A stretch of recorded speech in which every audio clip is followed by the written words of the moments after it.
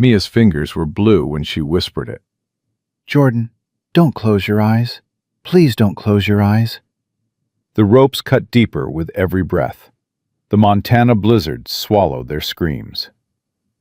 Two police officers, 28 and 26 years old, hung from trees like forgotten ornaments, left to freeze by the very people sworn to protect their town. 6 miles away, a broken Navy SEAL heard something his dog shouldn't have been able to hear. What happened next wasn't just a rescue, it was a reckoning. Before we begin, subscribe and follow this story to the end. Comment below with your city so I can see how far this truth has traveled. Because some stories aren't just told, they're survived. The cold didn't feel like cold anymore. That's what scared Mia Chen the most. Not the pain, not the numbness spreading through her limbs, but the moment when the Montana winter stopped feeling like anything at all. When her body just accepted it. "Jordan," her voice cracked. "Jordan, you still with me?" Silence. Then, faint. "Yeah." Mia tried to turn her head, but the rope binding her wrists above her head made every movement agony. She could barely see her partner through the white curtain of snow, just a dark shape suspended from a tree 15 feet away, swaying slightly in the wind. "Talk to me," Mia said. "Keep talking." "About what?" Jordan's voice was getting weaker. "Anything. Your mom's pot roast. That guy you've been texting. Anything." Can't feel my hands." "I know. Me neither. But we're going to make it." Jordan laughed, a broken, hollow sound. "You're a terrible liar, Chen." She wasn't wrong. They'd been hanging here for, what, 3 hours? 4? Time had stopped meaning anything around the same moment Mia's feet went completely numb. The rope suspended them just high enough that their boots dangled 6 inches above the snow, just low enough that hope felt like a cruel joke. "How'd we get so stupid?" Jordan whispered. "We weren't stupid," Mia said. "We were right. Being right doesn't matter if you're dead." Mia closed her eyes, opened them fast. That's what Captain Morrison had told her before he put a gun to her head, right before Deputy Foster knocked her unconscious instead. "Don't waste the bullet," Foster had said. "Let the mountain do it. Cleaner that way." Morrison had agreed. Her own captain. Her mentor. The man who'd pinned her badge on her chest 2 years ago. "Mia," Jordan's voice pulled her back. "I need to tell you something." "Save your strength." "No, listen." Jordan coughed, a wet, rattling sound that made Mia's chest tighten. If I don't make it." "Stop." "My sister, Ashley. She's in Denver. Lakewood address, in my phone. Tell her..." Jordan's voice broke. "Tell her I wasn't scared. Tell her I fought." "You're going to tell her yourself." "Mia." "I mean it, Blake.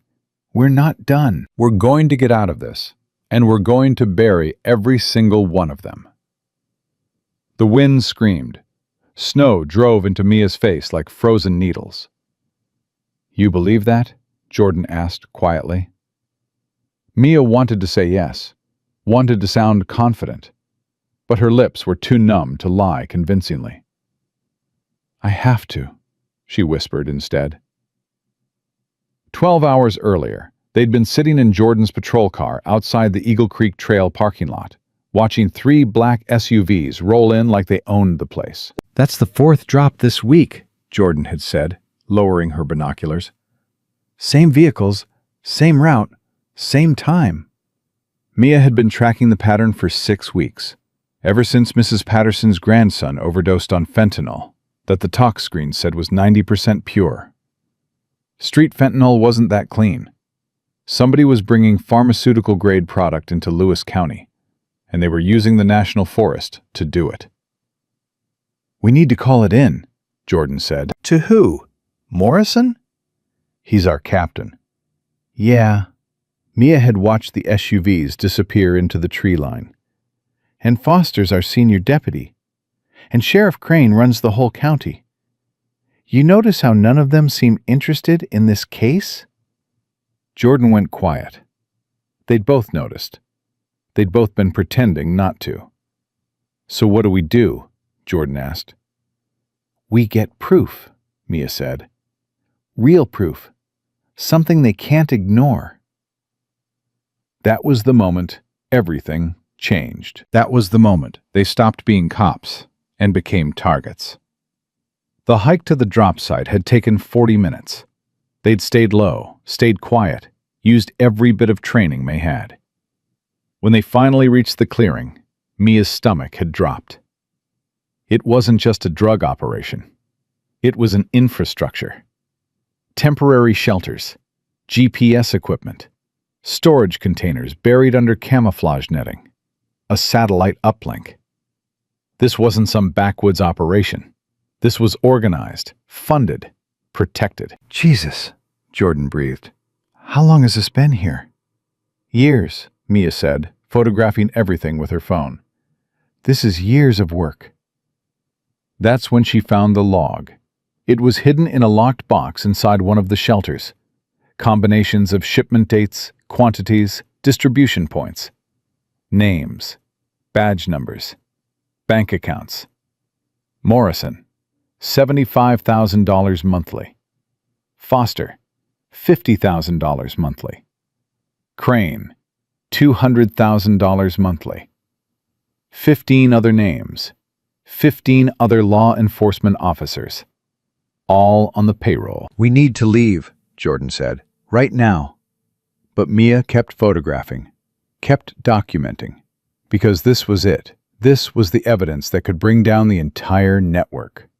She didn't hear the footsteps behind her until it was too late. "Well," Captain Morrison's voice said, "this is disappointing." Mia spun.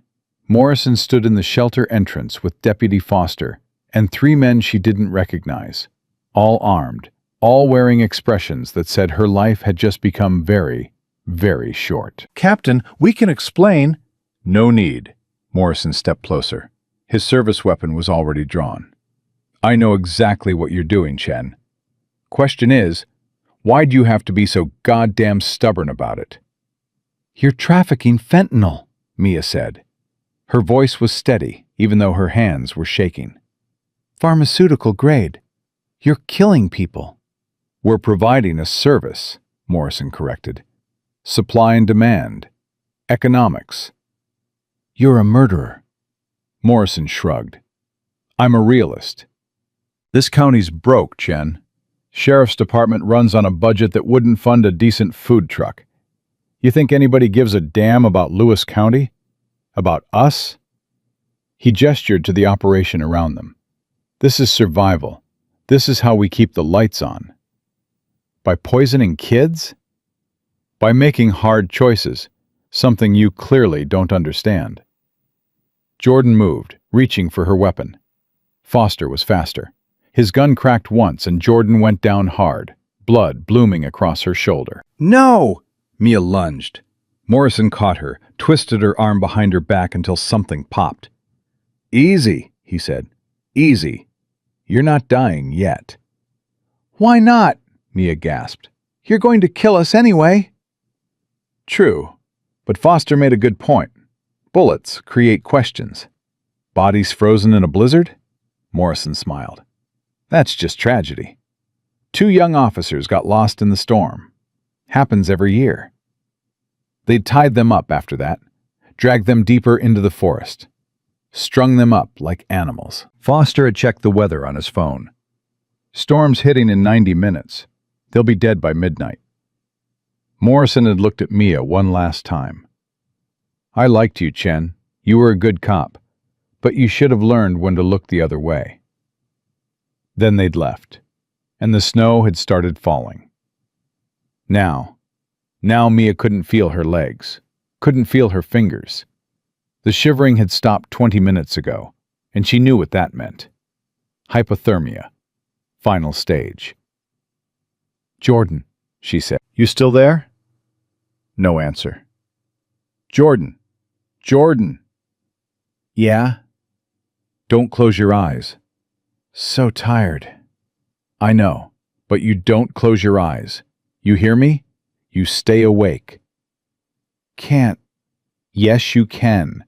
Think about your sister. Think about Ashley. She's waiting for you. Jordan made a sound that might have been a laugh or a sob. She hates me. No, she doesn't. I missed your wedding. I forgot her birthday. I'm a terrible sister. Then you owe her an apology, but you can't apologize if you're dead. Silence. Jordan? More silence. Jordan! I'm here, I'm here. Jordan's voice was barely audible. Mia, I'm scared. Mia felt something crack inside her chest, something that had nothing to do with the cold. Me too, she whispered. I don't want to die. You're not going to. How do you know? Mia didn't answer. Because she didn't know. Because every rational part of her brain was screaming that they were going to die here, that nobody was coming, that Morrison had won. But she couldn't say that. We're going to make it, she said instead. Both of us. And when we do, we're going to make them pay. Promise? I promise. It was a lie, but it was the kindest lie she'd ever told. The wind picked up. Snow fell harder. Mia's vision was starting to blur at the edges, white fading into gray fading into black. She thought about her parents, immigrants who'd worked 60-hour weeks so she could go to college, who'd been so proud when she made detective. She thought about Daniel, her fiancé who died in a training accident 3 years ago. Would she see him again? Was there something after this? She thought about Jordan, 26 years old, tough as nails, scared of nothing except disappointing her family. Don't close your eyes, Mia whispered. She wasn't sure if she was talking to Jordan anymore. Maybe herself. Don't close your eyes. Don't. That's when she heard it. Barking. Faint, distant, but unmistakable. A dog. Jordan, Mia said. Jordan, do you hear that? No response. Jordan! The barking got louder, closer. Then, a voice. Male. Rough. Shouting something she couldn't make out. Help! Mia screamed. We're here! Help us! Her voice came out as barely a whisper. The cold had stolen everything. Her strength, her warmth, her hope. But not her will to live. Help! She tried again, louder this time. Please, we're here! The barking intensified, then stopped. Then, footsteps. Running footsteps crunching through snow. A figure burst into the clearing, tall, broad-shouldered, moving with the kind of controlled urgency that said military training. Behind him, a German shepherd, hackles raised, body vibrating with tension. The man saw them and stopped dead. Oh, God. He ran to Mia first. His face was weathered, scarred. Late 30s, maybe. His eyes were the kind of blue that had seen too much. Ma'am! Ma'am! Can you hear me? Mia tried to speak. Nothing came out. I've got you. Hold on. He pulled a knife, moved fast, cutting the ropes with surgical precision. Mia collapsed into his arms, her body so stiff she couldn't bend. Easy, I've got you. He laid her down, pulled off his coat, wrapped it around her.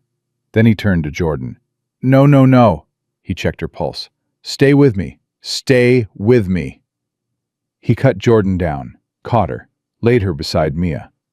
What happened? He demanded. Who did this to you? Mia tried to answer. Her lips wouldn't move. Never mind, not important right now. He pressed his fingers to her throat, checking her pulse.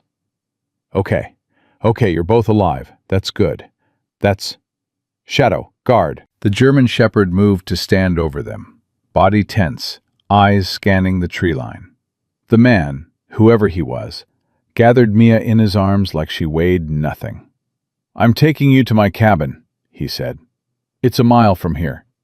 I'll come back for your friend. Can you hold on that long?" Mia managed the smallest nod. "Good, that's good. What's your name?" Mia. "Mia, okay. I'm Jack. And you're going to be fine. Both of you. You hear me?" She wanted to believe him. "Don't close your eyes," Jack said. Mia's vision was fading. "Mia, look at me. Look at me." She forced her eyes open. "That's it. Stay with me. We're not done yet." Then he ran. The world became motion and pain. Jack's arms, the wind, the snow, everything blurred together. Mia's consciousness flickered like a dying light. On, off, on, off. She heard Jack talking, muttering to himself, or maybe to her, she couldn't tell. "Almost there. Almost there. Just hold on. You're doing great. Stay with me. Don't you dare quit on me now." Then warmth. Sudden, overwhelming warmth. Jack laid her down on something soft. A fire crackled nearby.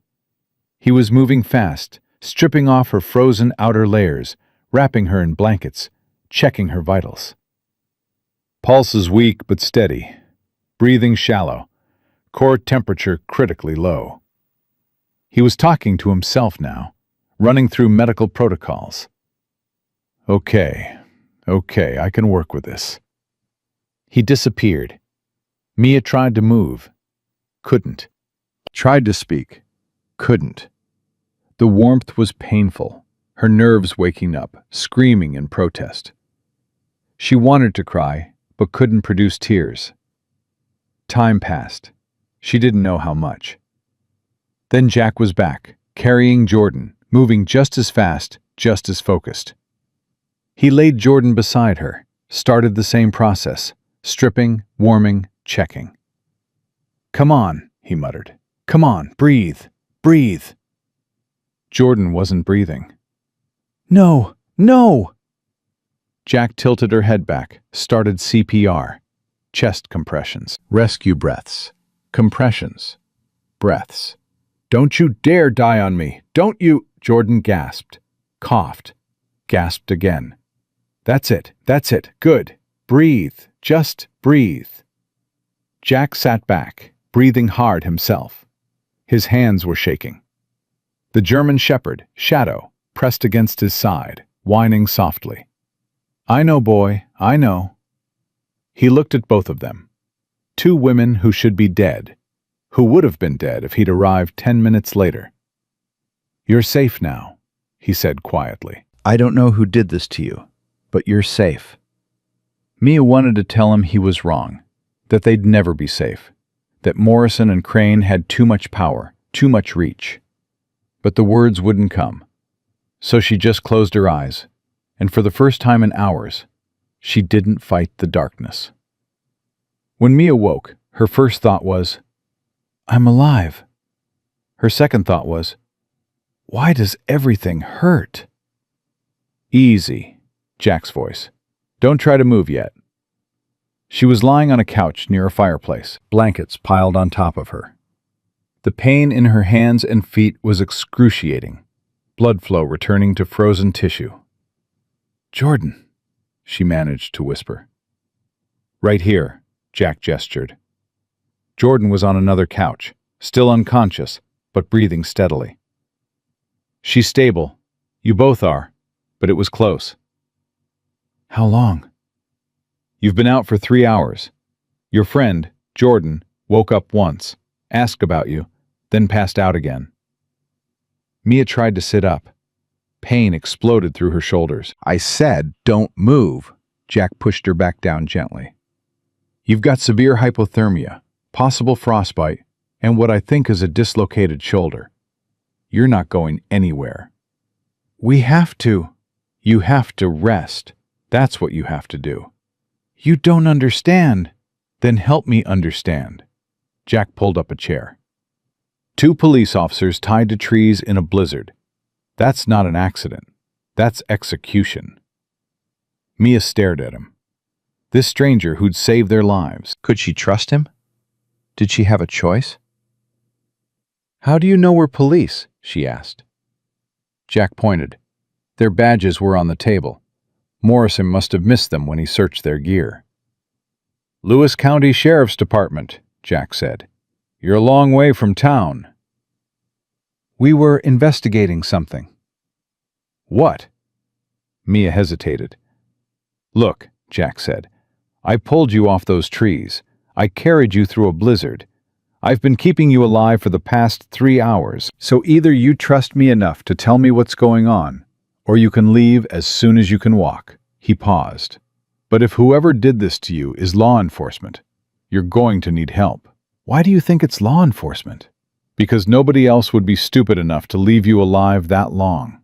Bullets faster, cleaner. They left you to freeze because they wanted it to look like an accident." Jack's expression was cold.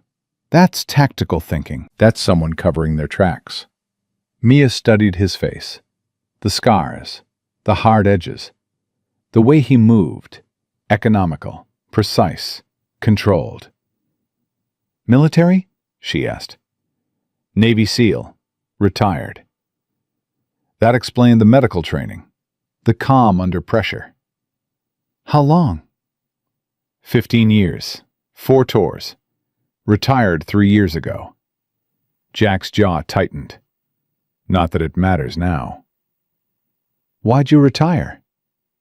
"Because everyone I cared about died, and I was tired of surviving." His voice was flat. "That answer your question?" Mia looked away. "I'm sorry." "Don't be.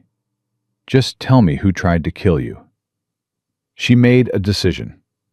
"Captain Andrew Morrison, Lewis County Sheriff's Department. He's running a pharmaceutical trafficking operation through the National Forest. Fentanyl. Pharmaceutical grade. He's got at least 15 other officers on his payroll, including Deputy Marcus Foster and Sheriff Victor Crane." Jack went very still. "You have proof?" "On my phone, if Morrison didn't destroy it." Mia gestured to her gear. Photos, documents, names, everything. Jack found her phone. Cracked screen, but functional. He scrolled through the photos, his expression getting darker with each swipe. Jesus Christ. They've been running it for years, using the forest as a distribution hub, moving product across state lines. The county's broke. They're funding the entire sheriff's department with drug money. "How'd you find it?" "Kid overdosed. Fentanyl was too pure to be street product. I started looking. Jordan helped." Mia's voice cracked. "They found out. They were going to kill us." "They still are," Jack said quietly. "As soon as this storm clears, they'll come looking. Make sure the job's done." "I know." "So what's your plan?" Mia laughed, a bitter, broken sound. "I don't have a plan. I was too busy trying not to freeze to death." Jack set down the phone. "Here's what's going to happen. You're going to rest, recover, get your strength back. Then we're going to figure out how to keep you alive long enough to testify." "Why are you helping us?" The question seemed to catch Jack off guard. "Because Shadow found you," he said finally. "And Shadow doesn't make mistakes." The German shepherd looked up at the sound of his name, tail thumping once. "That's not an answer," Mia said. "It's the only one I've got." Jordan woke up screaming. "Easy, easy!" Jack moved fast, pinning her gently but firmly. "You're safe. You're in a cabin. My cabin. You're safe." "Mia!" "Right here." Mia tried to sit up. Failed. "I'm okay. We're okay." Jordan's eyes found her. The terror shifted to relief so intense it looked like pain. "Oh, God! Oh, thank God!"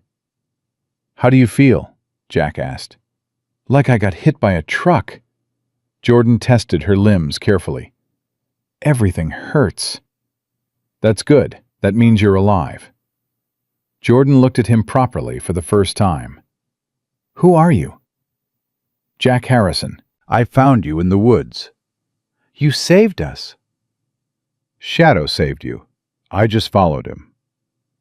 Jordan's gaze shifted to the German Shepherd. Thank you, Shadow.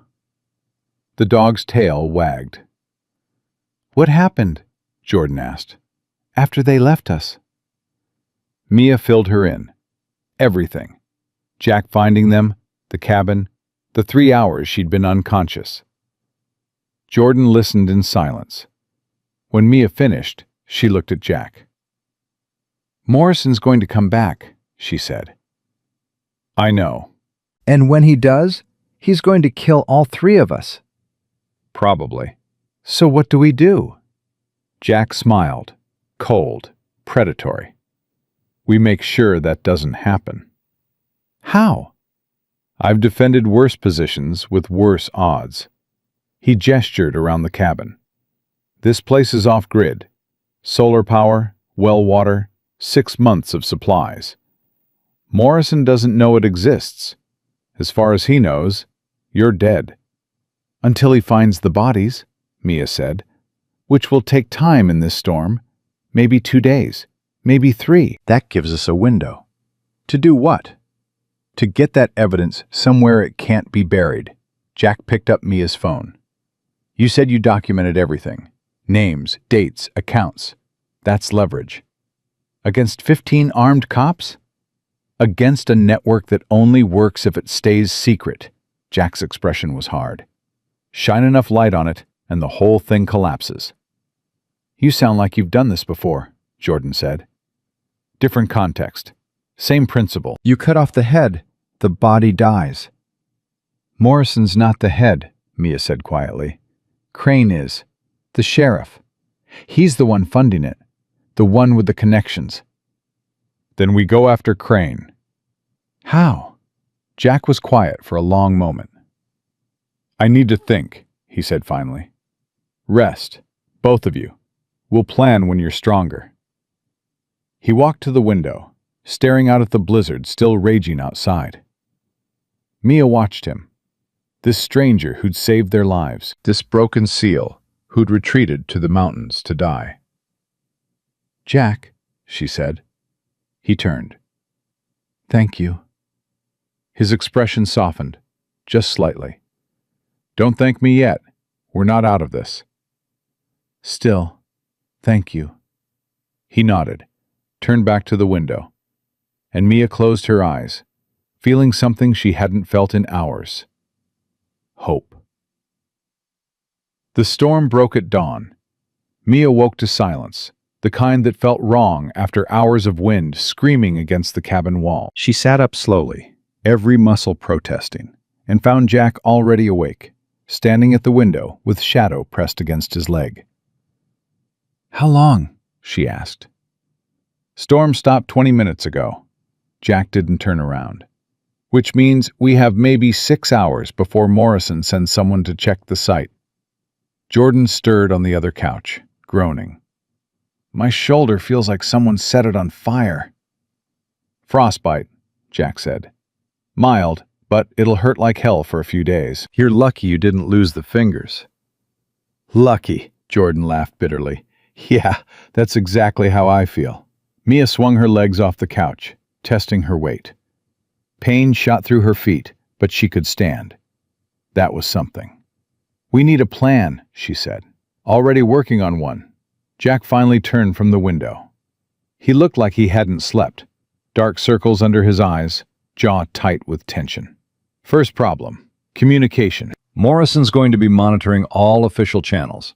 Radio, phone, everything. The moment you try to contact anyone in law enforcement, he'll know. What about FBI? Jordan asked. You have a direct line to an FBI agent you trust completely? Jordan went quiet. Didn't think so, Jack said. Second problem, evidence. Those photos on your phone are good, but they're not enough. Defense attorneys will tear them apart. Chain of custody, authentication, context. You need more. Like what? Mia asked. Physical evidence, shipment logs, financial records. Something that proves the operation is active right now, not just photos of equipment that could have been planted by anyone. That's all at the site, Mia said. The site Morrison knows we've found. The site he's probably moving right now. Maybe. Or maybe he's arrogant enough to think you're dead and he's got time. Jack crossed to the table, spread out a hand-drawn map. Tell me everything about the site. Layout, security, access points. For the next hour, Mia and Jordan described every detail they could remember. Jack listened, asked precise questions, sketched additions to his map. His mind worked like a machine, tactical, methodical, seeing angles they'd missed. There, he said finally, tapping the map. Northern approach. Trees are dense enough for cover. Slope provides high ground. We go in fast, grab what we need, get out before anyone knows we were there. We? Mia stared at him. You're not coming with us. You can barely walk. She can barely use her right arm. You think you're going back out there alone? This isn't your fight. Jack's expression went cold. You were left to die on my mountain. That makes it my fight. Jack, I'm not debating this. His voice carried the kind of authority that came from years of command. You want that evidence? I'm the only chance you have of getting it. So either accept my help or stay here and hope Morrison doesn't find this cabin. Mia looked at Jordan. Jordan shrugged, a gesture that said, your call. Fine, Mia said. But if this goes wrong, we're all dead anyway. Jack checked his watch. We move in 2 hours. That gives Morrison time to think you're frozen solid and lets us use morning light. Eat something. Rest. We're going to need everything we've got. They ate in silence. Military rations Jack pulled from storage. Tasteless, but functional. Mia forced herself to swallow every bite, even though her stomach was churning. Jordan kept flexing her injured shoulder, wincing with each movement. You should stay here, Mia said quietly. Not a chance. Jordan, I said not a chance. Jordan's eyes were hard.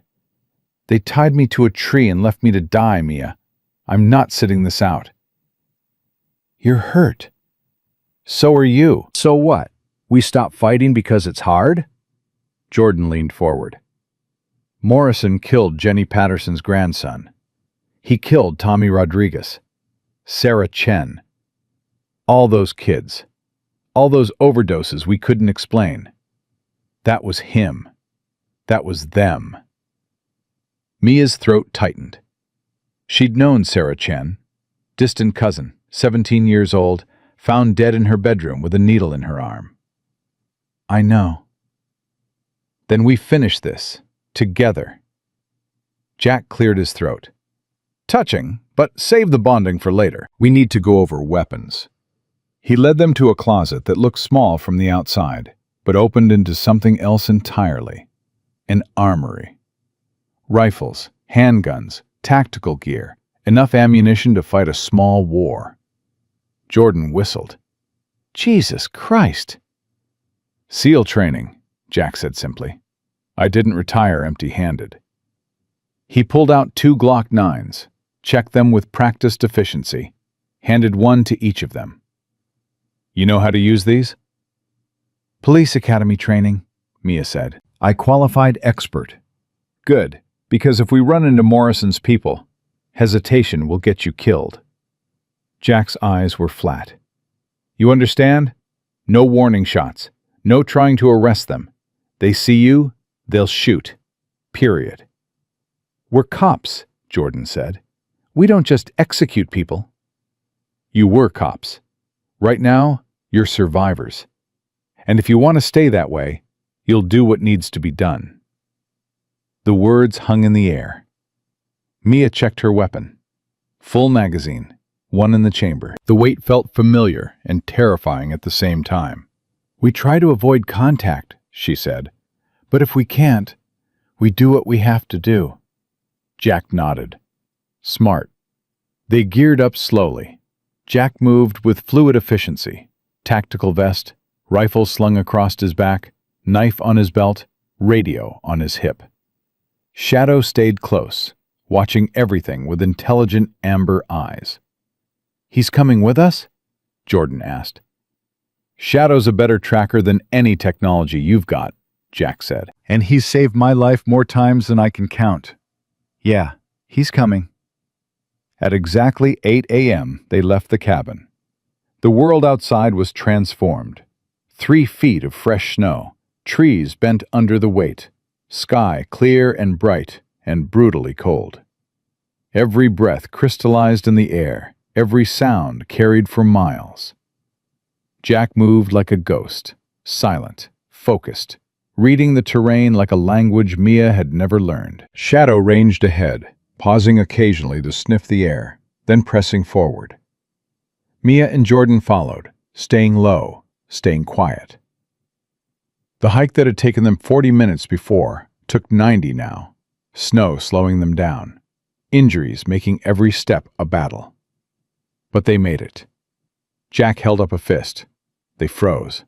Ahead, through the trees, the clearing came into view, and Mia's stomach dropped.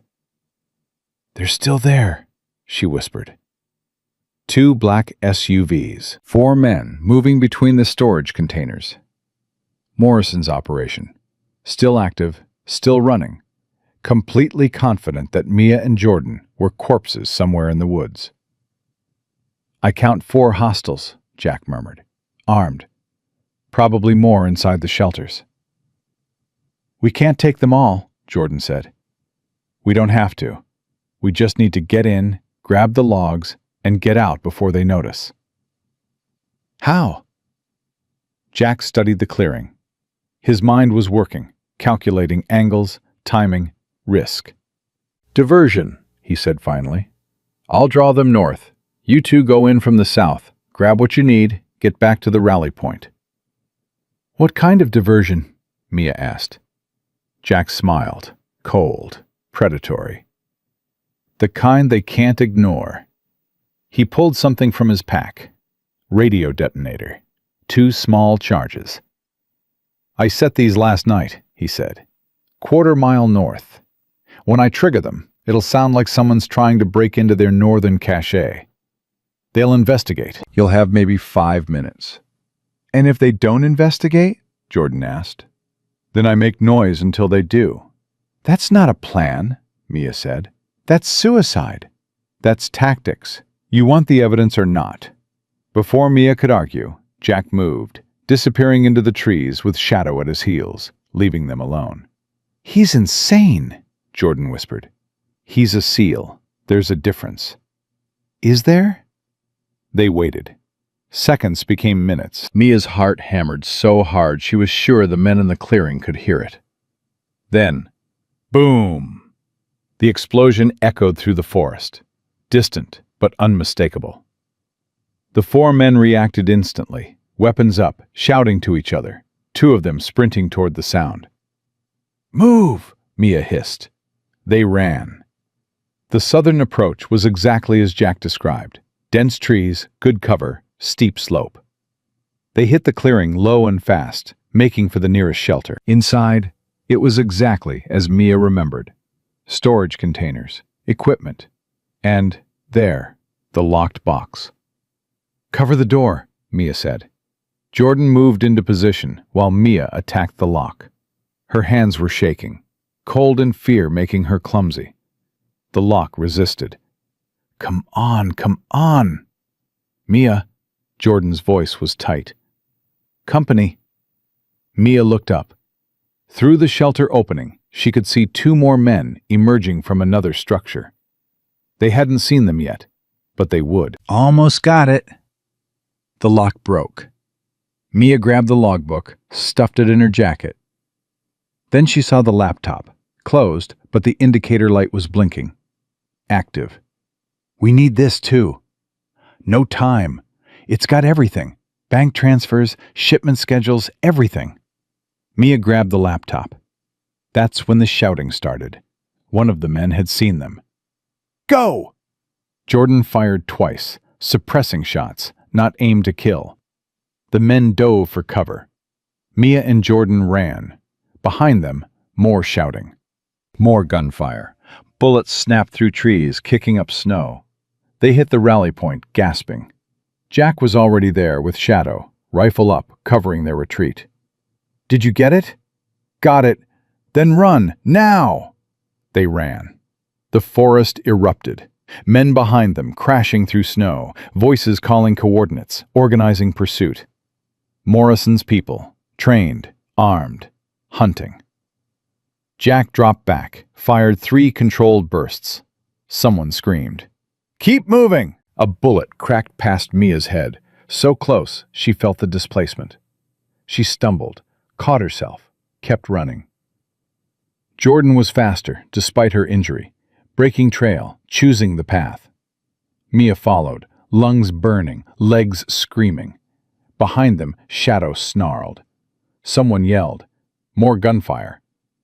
Then Jack was beside them again, face grim. "They're calling reinforcements. We need to move faster." "Can't," Mia gasped. "Can't breathe." "You can and you will. Move or die. Those are your options." He grabbed her arm, half dragging, half carrying her. Jordan grabbed the other side. Together they moved, 3 people and a dog against an entire network. The cabin appeared ahead. Jack hit the door first, weapon up, clearing corners. "Inside, now!" They collapsed in the main room. Mia's vision was swimming.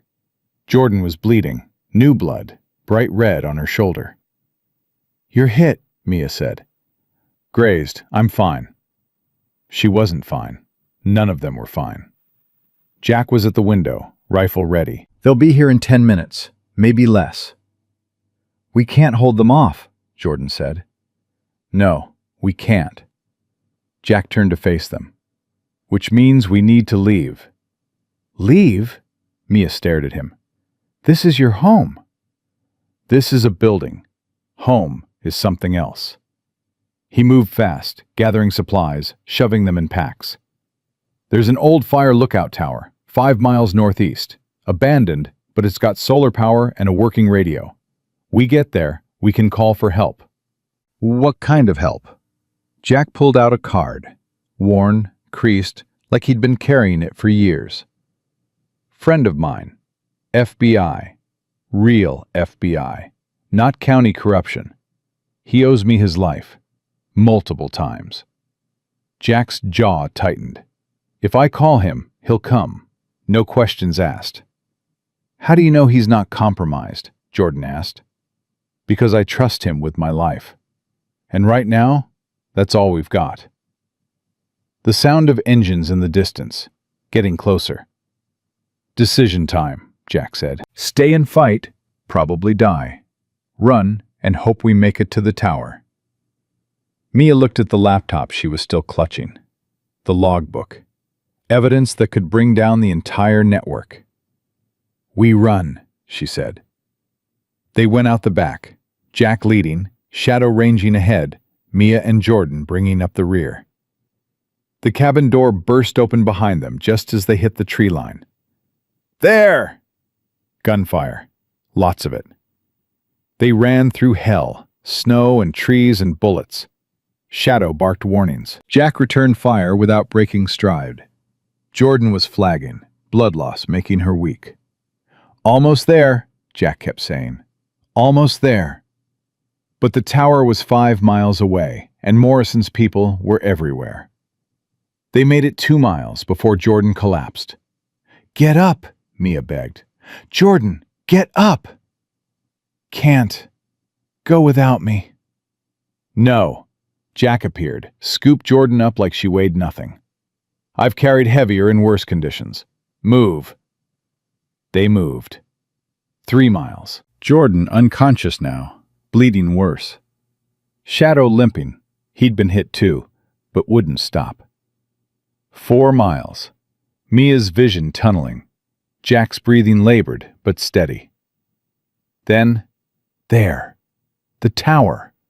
Old, wooden, half collapsed, but standing. They hit the stairs. Jack kicked open the door. Inside was exactly as he'd described. Basic equipment, radio, solar panels still functioning. He laid Jordan down, immediately applying pressure to her wound. "How bad?" Mia asked. "Bad enough. She needs a hospital." "We can't." "I know." Jack moved to the radio, started flipping switches. "Which is why we're calling my friend. Now." The radio crackled to life. Jack keyed the mic. Broken Arrow, this is Ghost 7. Do you copy?" Static. Broken Arrow, this is Ghost 7. Urgent. Do you copy? More static. Then, Ghost 7, this is Broken Arrow. Jesus Christ, Jack, is that really you? It's me, Marcus. I need immediate extraction. 3 persons, 1 critical. I'm sending coordinates now. What the hell is going on? Corruption. Federal level. I've got evidence, but we're pinned down. Jack's voice was steady, despite everything. How fast can you get here? With a team? 4 hours. Maybe 3 if I push it. We might not have 3 hours. Then hold on. I'm coming. The radio went dead. Jack turned to face them. 3 hours. We need to hold this position for 3 hours. Against how many? Mia asked. However many Morrison brings. Jordan's eyes opened, barely. I'm sorry. This is my fault. Shut up, Mia said, gripping her hand. Don't you dare apologize. We're getting out of this. Mia, we're getting out of this. All of us. Outside, engines, lots of them. Jack moved to the window, peered out carefully. 12 vehicles, maybe 50 men. Jesus. Yeah. He checked his rifle, checked his ammunition. This is going to get ugly. Mia pulled herself up, moved to the other window. Below, Morrison's people were surrounding the tower, methodical, professional, taking positions. Then she saw him, Captain Andrew Morrison, stepping out of an SUV, megaphone in hand. Detective Chen! Officer Blake! This is Captain Morrison! I know you're in there! His voice echoed through the trees. You've made this very difficult. All you had to do was look the other way, but you had to be heroes. He paused. Come out now, and I promise you'll die quickly. Stay in there, and I'll make it last. Jack raised his rifle. Mia grabbed his arm. Don't. We need to conserve ammunition. I can end this right now. 1 shot. And then what? His people stormed the tower and were dead in 5 minutes. Mia's voice was hard. We wait. We hold. We survive. Morrison was still talking. I'm giving you 60 seconds. Then we're coming in. He's bluffing, Jack said. He doesn't want to damage the evidence. No, Mia said slowly. He wants us alive. To find out who else we told. Jack's eyes widened. Then we use that. He moved to the window, shouted down, Morrison, this is Jack Harrison, Commander, United States Navy SEALs. I've already transmitted everything to federal authorities. Kill us and you're finished. Morrison laughed. The sound carried clearly in the cold air. Nice try, Commander, but we're blocking all signals. Nothing's getting in or out. Mia felt her stomach drop. Is he right? Jack checked his radio. Signal's dead. They must have a jammer. Then Marcus can't reach us. Marcus knows these coordinates. He'll come regardless. Jack's expression was grim. We just need to last until he does. Morrison's voice again. Last chance. 30 seconds. Mia looked at Jordan, unconscious, dying. Looked at Jack, a stranger who'd become their only hope. Looked at the laptop containing evidence that could save hundreds of lives. We hold, she said. Jack nodded. We hold. Time's up, Morrison shouted. Then the shooting started. Bullets tore through the tower walls like they were paper. Mia hit the floor hard, covering her head as wood splinters exploded around her. Jack was already returning fire, controlled bursts, picking targets, making every round count. "How many magazines do we have?" Mia shouted over the noise. "Enough to make them work for it." Jack dropped an empty mag, slammed in a fresh one. "But not enough to win." A bullet punched through the wall, inches from Mia's head. She rolled, came up firing through the window. One of Morrison's men went down. "That's for Jordan," she whispered. The gunfire intensified. They were probing defenses, testing response times, figuring out how many people were actually in the tower. "They're going to rush us," Jack said, dropping behind cover to reload. "Suppress our fire, then push hard. Standard assault tactics." "How long until they do?" "Minutes, maybe seconds." He glanced at Jordan, still unconscious, her breathing shallow. "She's not going to make it 3 hours." "Then we buy her whatever time we can." Shadow was pressed against the far wall, whining softly. Not fear, frustration. The dog wanted to fight, but had nowhere to go. "Easy, boy," Jack murmured. "Your time's coming." Morrison's voice boomed through the megaphone again. "You're just delaying the inevitable, Commander. We've got 50 men." "You've got what, 2 guns and a prayer?" Jack moved to the window, shouted back. "I've held worse positions with worse odds." "Then you know how this ends." "Yeah, with you in federal prison." Morrison laughed. "Federal prison requires federal witnesses, and you'll be dead long before Marcus, whatever his name is, arrives." Mia's blood went cold. "How does he know about Marcus?"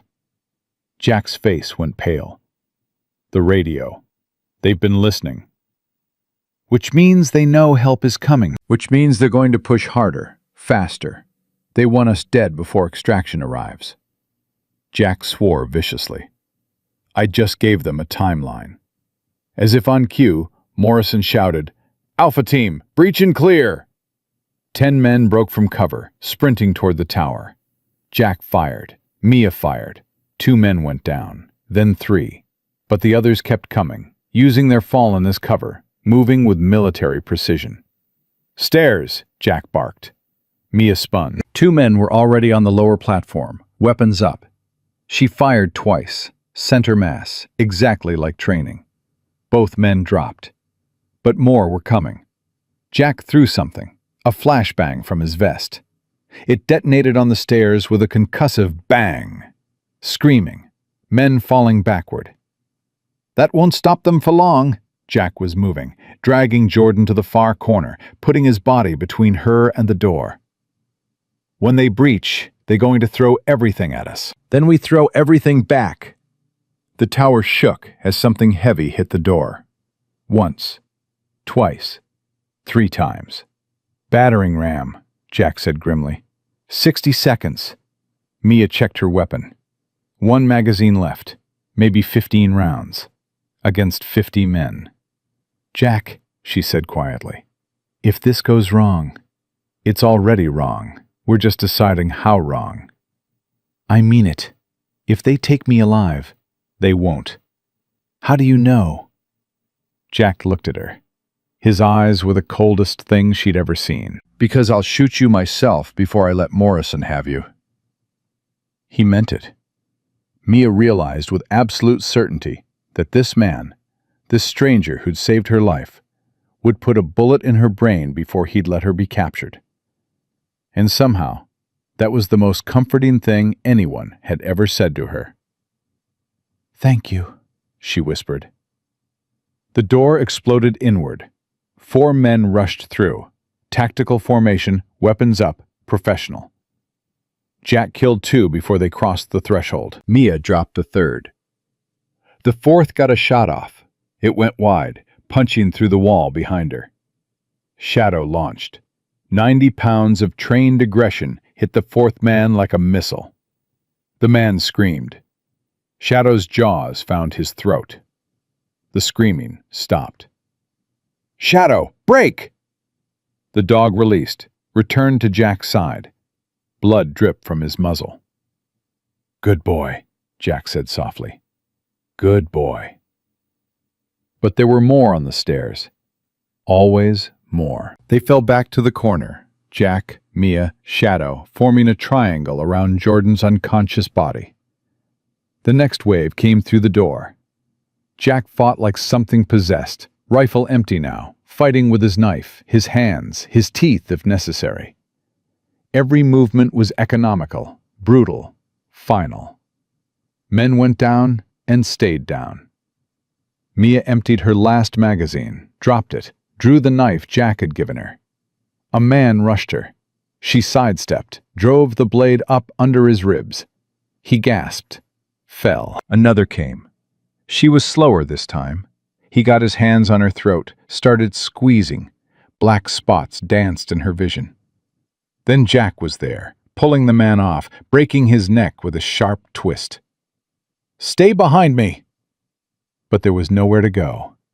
They were surrounded, overwhelmed, dying. Jordan's eyes opened. Mia, she whispered. Don't talk. Save your strength. Tell Ashley. Jordan coughed, blood on her lips. Tell her I love her. You'll tell her yourself. Liar. More men on the stairs. Jack killed 2. Missed the third. The third put a round in Jack's shoulder. Jack grunted, stumbled, didn't fall, grabbed the man's weapon, turned it back on him, fired point blank. Jack! Mia caught him as he sagged. I'm fine, just a through and through. His left arm hung useless. Still got one good arm.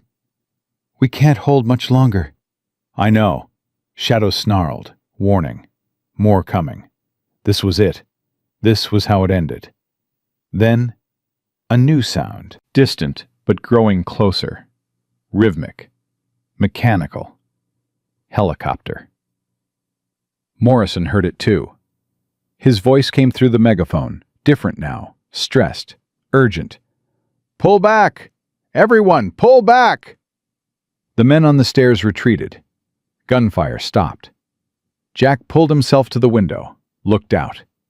Blackhawk. 2 of them. His voice cracked. Marcus actually came. The helicopters thundered overhead. Military birds, fast movers. One circled the tower, while the other landed in the clearing. Men poured out. FBI tactical teams, weapons up, moving with deadly precision. Morrison's people scattered. Some threw down their weapons, others tried to run. The FBI cut them down with less lethal rounds. Beanbags, rubber bullets, tear gas. It was over in 90 seconds. The tower door opened slowly. A man stepped through, late 40s, graying hair, FBI vest over tactical gear. His eyes found Jack. You look like hell, Ghost 7. Jack laughed, a ragged, painful sound. You should see the other guys, Broken Arrow. Marcus's gaze swept the room, the bodies, the blood, Jordan dying in the corner. Get a medic up here, now! He keyed his radio. And I want Morrison in custody. Everyone associated with this operation. Everyone! 2 medics rushed in, went straight to Jordan. One checked her vitals, started an IV. The other moved to Jack's shoulder. I'm fine, Jack said. Help her first. Sir, you've been shot. I said help her first. The medic moved to Jordan. Marcus pulled Jack aside. What the hell happened here? Jack gestured to Mia. She can explain better than I can. Mia's hands were shaking so badly, she could barely hold the laptop. She gave it to Marcus. Everything's on there. Names, dates, financials. Captain Morrison was running pharmaceutical fentanyl through the National Forest.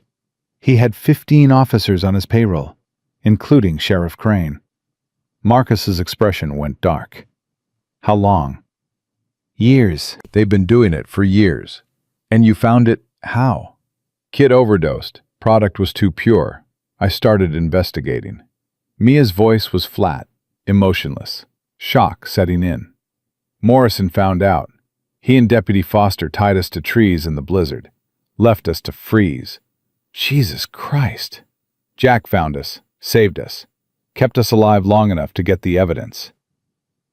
Mia looked at the man who'd become their guardian angel. He's the only reason we're not dead. Marcus studied Jack. You couldn't just stay retired, could you? Shadow wouldn't let me. The German shepherd's tail thumped once. Marcus almost smiled. Always was smarter than you. He turned to his team. I want full forensic sweep of this tower and the operation site. I want every shell casing, every blood sample, every piece of evidence tagged and documented. This is going federal, and I want it airtight. What about Morrison? One of the agents asked. He's already in custody, along with... Marcus checked his tablet. 37 other individuals. We're sorting them now. Mia felt her knees go weak. It's over? The arrests are just beginning. But yeah, Detective Chen, it's over. She sat down hard. Just sat. Couldn't process it. Couldn't believe it. They'd survived. Jordan was being loaded onto a stretcher. The medic looked grim. She's critical. We need to move now. Go, Mia said. I'll meet you at the hospital. You should come with us, the medic said. You've got hypothermia exposure, possible frostbite. I'm fine. Ma'am, I said I'm fine. Mia's voice cracked. Just save Jordan. Please. They carried her down the stairs.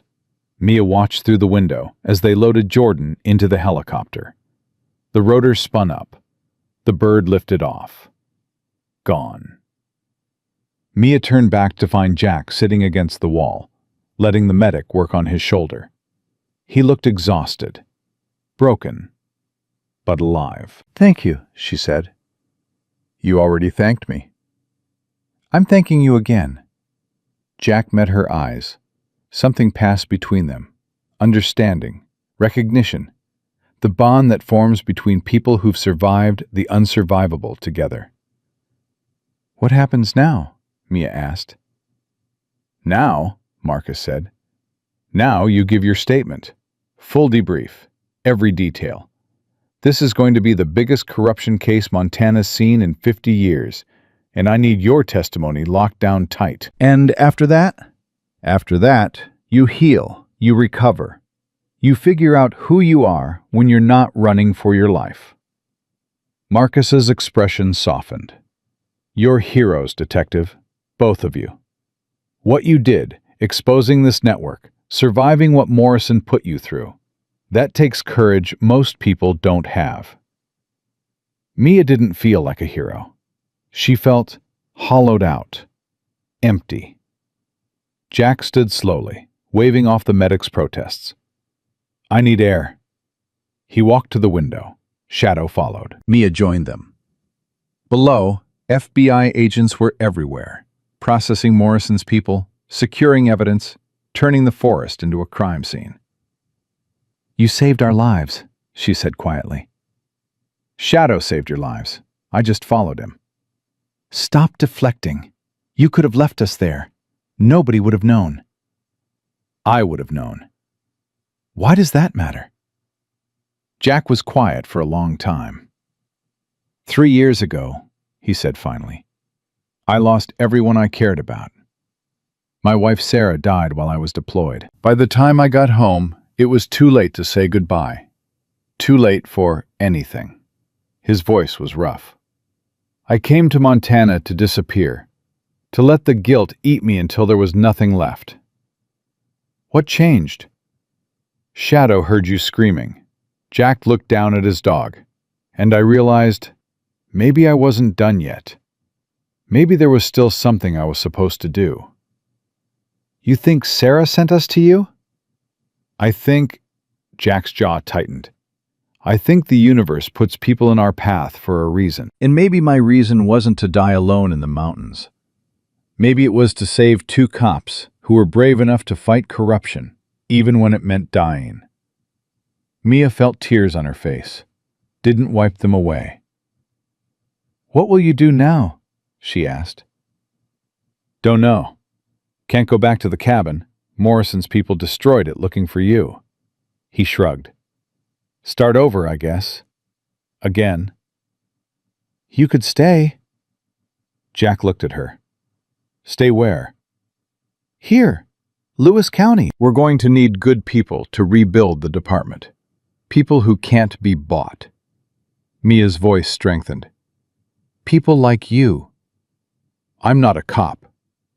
No, but you're something better. She gestured around them. You held this position against 50 armed men with nothing but a rifle and a dog. You kept us alive when anyone else would have given up. That's not just training, Jack. That's character. I've got too much blood on my hands to be anything good. So do I now. So does Jordan. But we're still going to try. Mia extended her hand. Try with us. Jack stared at her hand for a long moment. Then slowly, he took it. Okay, he said quietly. Okay. Marcus appeared in the doorway. Chopper's ready. We need to move.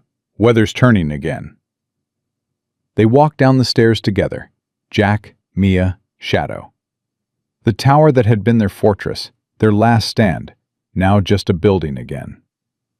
Outside, FBI agents parted for them. Someone started clapping. Then another. Then all of them. 40 federal agents applauding 2 broken cops and a retired SEAL. Mia felt fresh tears. Didn't try to stop them this time. They climbed into the helicopter. The rotors spun up. The bird lifted off. Below, the forest fell away. The clearing where they'd been left to die. The tower where they'd made their stand. The cabin where Jack had saved their lives. You okay? Jack asked. Mia realized she was shaking. I don't know. Ask me in a week. Fair enough. Shadow pressed against her leg. She buried her fingers in his fur.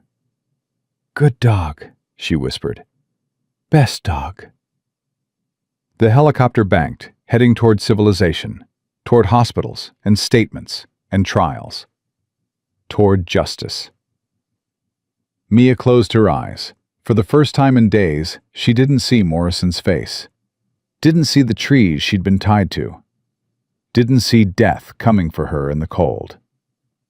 She saw Jordan, fighting to survive.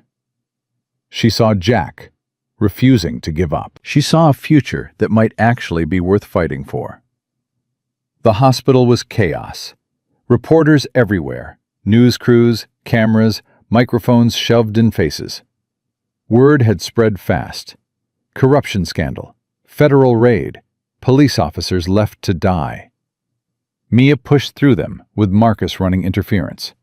No comment. Detective Chen will make a statement when she's ready. Move!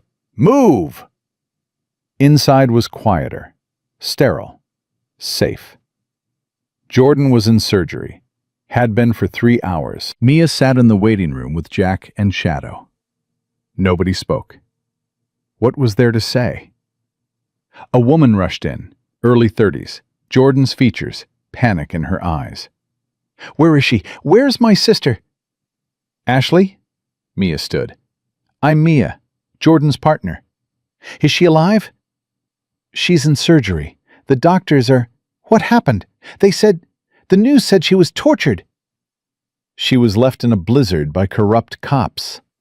Mia's voice was steady. She survived because she's tougher than anyone I know. And when she wakes up, she's going to want to see you. Ashley's face crumpled. When she wakes up? Not if. When. Ashley grabbed Mia's hands. Promise me. Promise me she'll be okay. Mia wanted to promise, wanted to offer comfort, but she'd told enough lies. I promise, she said, that Jordan fought like hell to stay alive, and she's still fighting. It was the best she could do. A doctor appeared. Scrubs, tired eyes, the expression of someone who'd just spent hours trying to save a life. Family of Jordan Blake?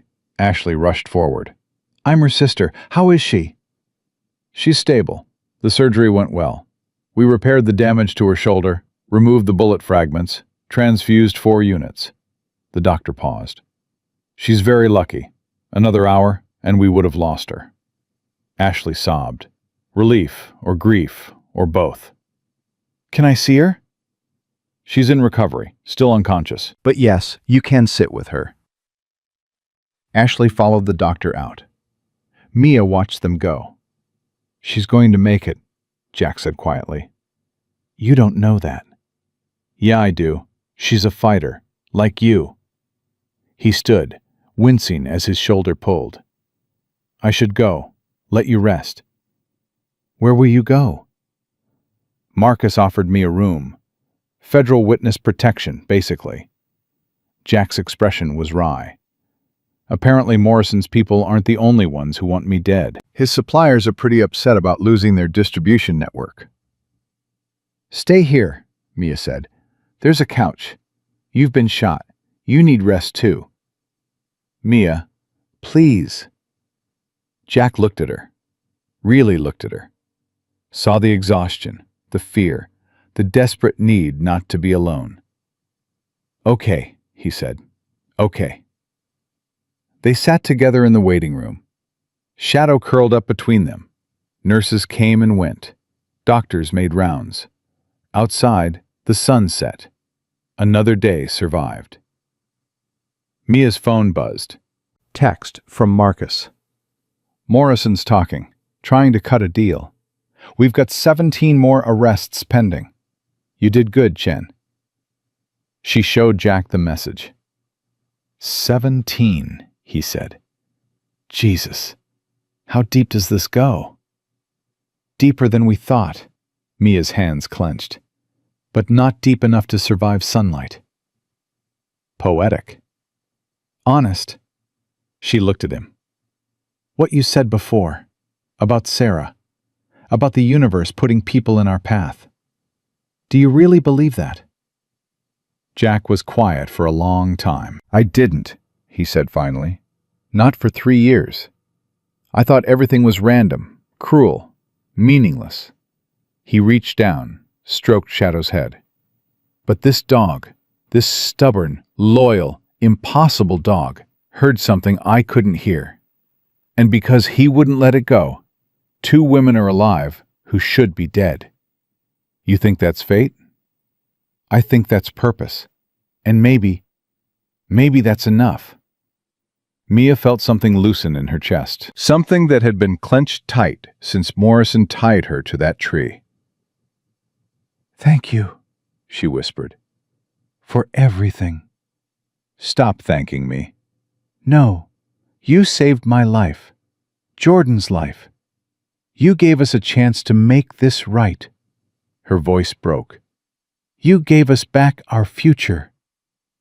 Jack's eyes were wet. You gave me mine, too.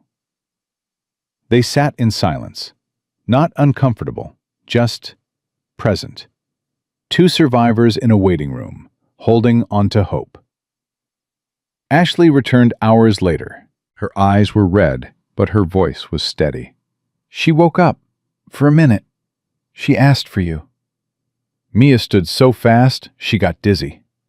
Can I see her? Doctor said 5 minutes. She needs rest.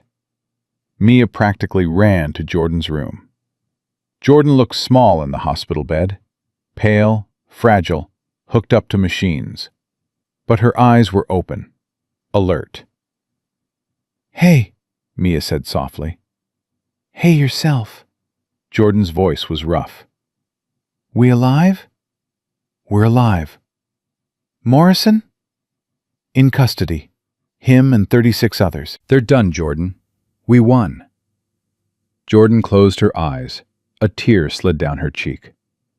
Don't cry, Mia said, grabbing her hand. We made it. I know. That's why I'm crying. Jordan squeezed back. Mia, what you said. In the forest. About making them pay. We did. No, we're not done yet. Jordan's eyes opened, fierce, determined. When I get out of here, we're going to testify. We're going to tell everyone what Morrison did, what they all did, and we're going to make sure it never happens again. Jordan, promise me. Mia thought about all the promises she'd made in the last 72 hours. Most of them lies. Comforting lies. Necessary lies. But lies nonetheless. This one was different. I promise, she said. We'll see this through. Together. Jordan smiled, then closed her eyes. Good. Now get out of here. You look worse than I do. Mia laughed, a broken, exhausted sound, but real. She walked back to the waiting room. Jack was asleep on the couch, Shadow's head on his lap. Both of them looked peaceful. Mia sat in the chair across from them. Outside, the world was still spinning. Morrison was in custody. The network was collapsing. Justice was coming. But in this room, in this quiet moment, there was only rest. Mia closed her eyes, and for the first time since this nightmare began, she let herself sleep without fear. Mia woke to the sound of shouting. She bolted upright, hand reaching for a weapon that wasn't there. Jack was already on his feet, Shadow growling low in his throat. The shouting was coming from down the hall. Angry voices, security guards, someone screaming about rights and lawyers. Marcus appeared in the doorway, face grim. We've got a problem. What kind of problem? Jack asked. Sheriff Crane just showed up with his attorney. He's demanding access to Jordan. Says he has questions about the raid. Mia's blood went cold. He can't do that. He's part of this. He's also still technically the sheriff until formal charges are filed. His lawyer is arguing that we have no grounds to deny him access to an officer under his command. That's insane. That's expensive legal representation. Marcus's jaw tightened. My people are blocking him, but we need to move fast. If he gets in that room, he'll kill her. Mia was already moving, running down the hall. Jordan's room was surrounded, FBI agents forming a wall. Crane and his lawyer arguing with them, hospital security looking lost. Crane saw Mia and smiled. Cold. Predatory. Detective Chen, I'm so relieved you're safe. When I heard what happened... Save it. Mia stepped between him and the door. You're not getting anywhere near her. I'm her commanding officer. You're a drug trafficker who left us to die. Crane's expression didn't change. That's a serious accusation. Do you have proof? We have everything. Names, dates, bank accounts. Morrison's already talking. Something flickered in Crane's eyes. Fear, just for a second. Captain Morrison is facing serious pressure from federal authorities, Crane said smoothly. People say all kinds of things under that kind of stress. It doesn't make them true. His lawyer stepped forward, expensive suit, shark eyes. My client is here out of concern for his officers. If you're preventing him from doing his job, we'll be filing a formal complaint. File whatever you want, Marcus said, appearing beside Mia. But Sheriff Crane isn't seeing Officer Blake until he's been formally cleared by federal investigators. On what grounds? On the grounds that Captain Morrison named him as a co-conspirator in a federal trafficking operation, which makes him a suspect, not a supervisor. Marcus smiled without warmth. And suspects don't get to interview victims. The lawyer started to argue. Crane put a hand on his arm. It's fine, Richard. We'll let the federal government do their job. He looked directly at Mia. I'm sure they'll find that this is all a terrible misunderstanding. You're not walking away from this, Mia said quietly. I've been sheriff of this county for 20 years, detective. I've survived 4 elections, 2 corruption investigations, and more political enemies than you've had birthdays. Crane leaned closer. You think a scared little girl playing detective is going to bring me down? Jack moved, so fast Crane didn't see it coming. 1 second he was standing beside Mia. The next, he had Crane against the wall, forearm across his throat. That scared little girl survived being tortured by your people, Jack said softly. That makes her tougher than you'll ever be. Jack, Marcus warned.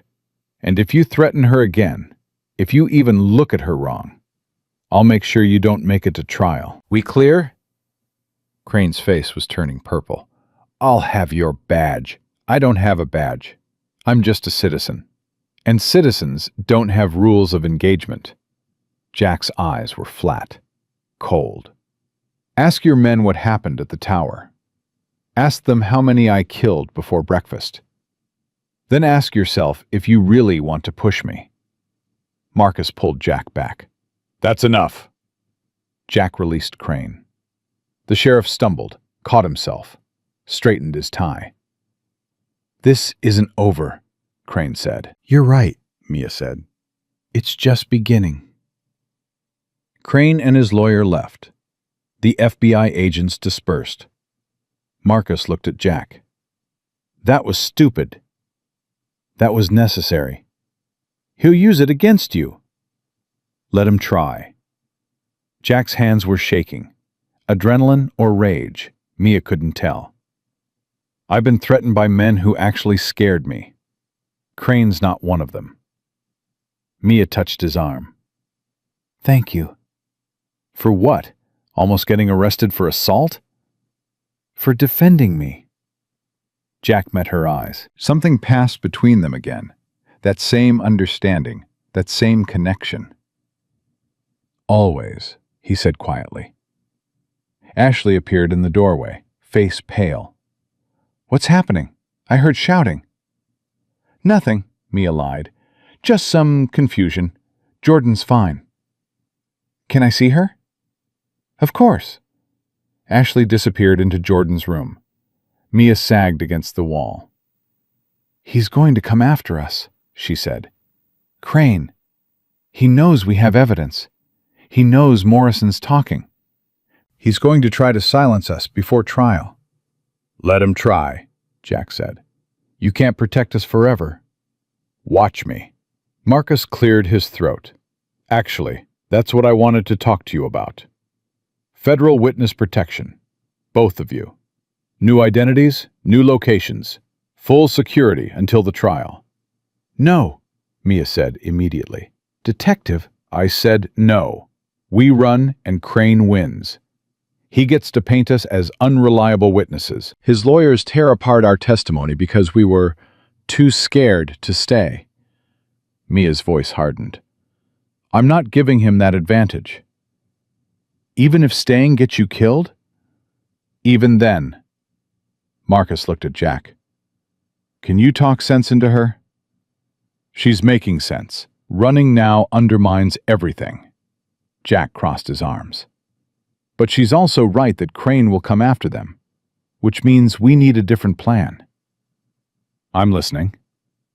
Safe house. Local. Heavily guarded. Close enough to the courthouse that Crane can't claim they fled. Secure enough that his people can't reach them. Jack's mind was working. FBI can provide the location and personnel. I'll provide tactical oversight. You're not FBI. No, but I held a tower against 50 armed men with 2 injured cops and a dog. I think I'm qualified. Marcus was quiet for a long moment. Then he nodded. Okay, I'll clear it with my SAC. But Harrison, you step out of line, you're done. We clear? Crystal. Good. I'll have the safe house ready by tonight. Until then, stay here. Stay visible. Let Crane think we're unprepared. Marcus left. Mia turned to Jack. You don't have to do this. Yes, I do. Why? This isn't your fight anymore. The evidence is secured. We're safe. You could walk away. Jack looked through the window into Jordan's room. Ashley was holding her sister's hand, both of them crying. 3 years ago, he said, I walked away from everything that mattered. Told myself it was easier than staying, easier than fighting. His voice cracked. Sarah died alone because I was on the other side of the world playing hero. And I swore I'd never let that happen again. Jack, you and Jordan, you're not alone. Not while I'm breathing. He met her eyes. So yeah, I have to do this. Because if I walk away now, I'm the same coward who let his wife die without saying goodbye. Mia felt tears on her face. You're not a coward. Then let me prove it. The safe house was a cabin 30 miles outside town. Remote, but not isolated. Defensible, but not obvious. FBI agents were already there when they arrived.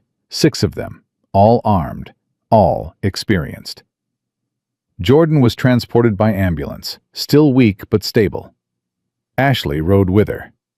Mia and Jack followed in Marcus's vehicle, with Shadow in the back seat.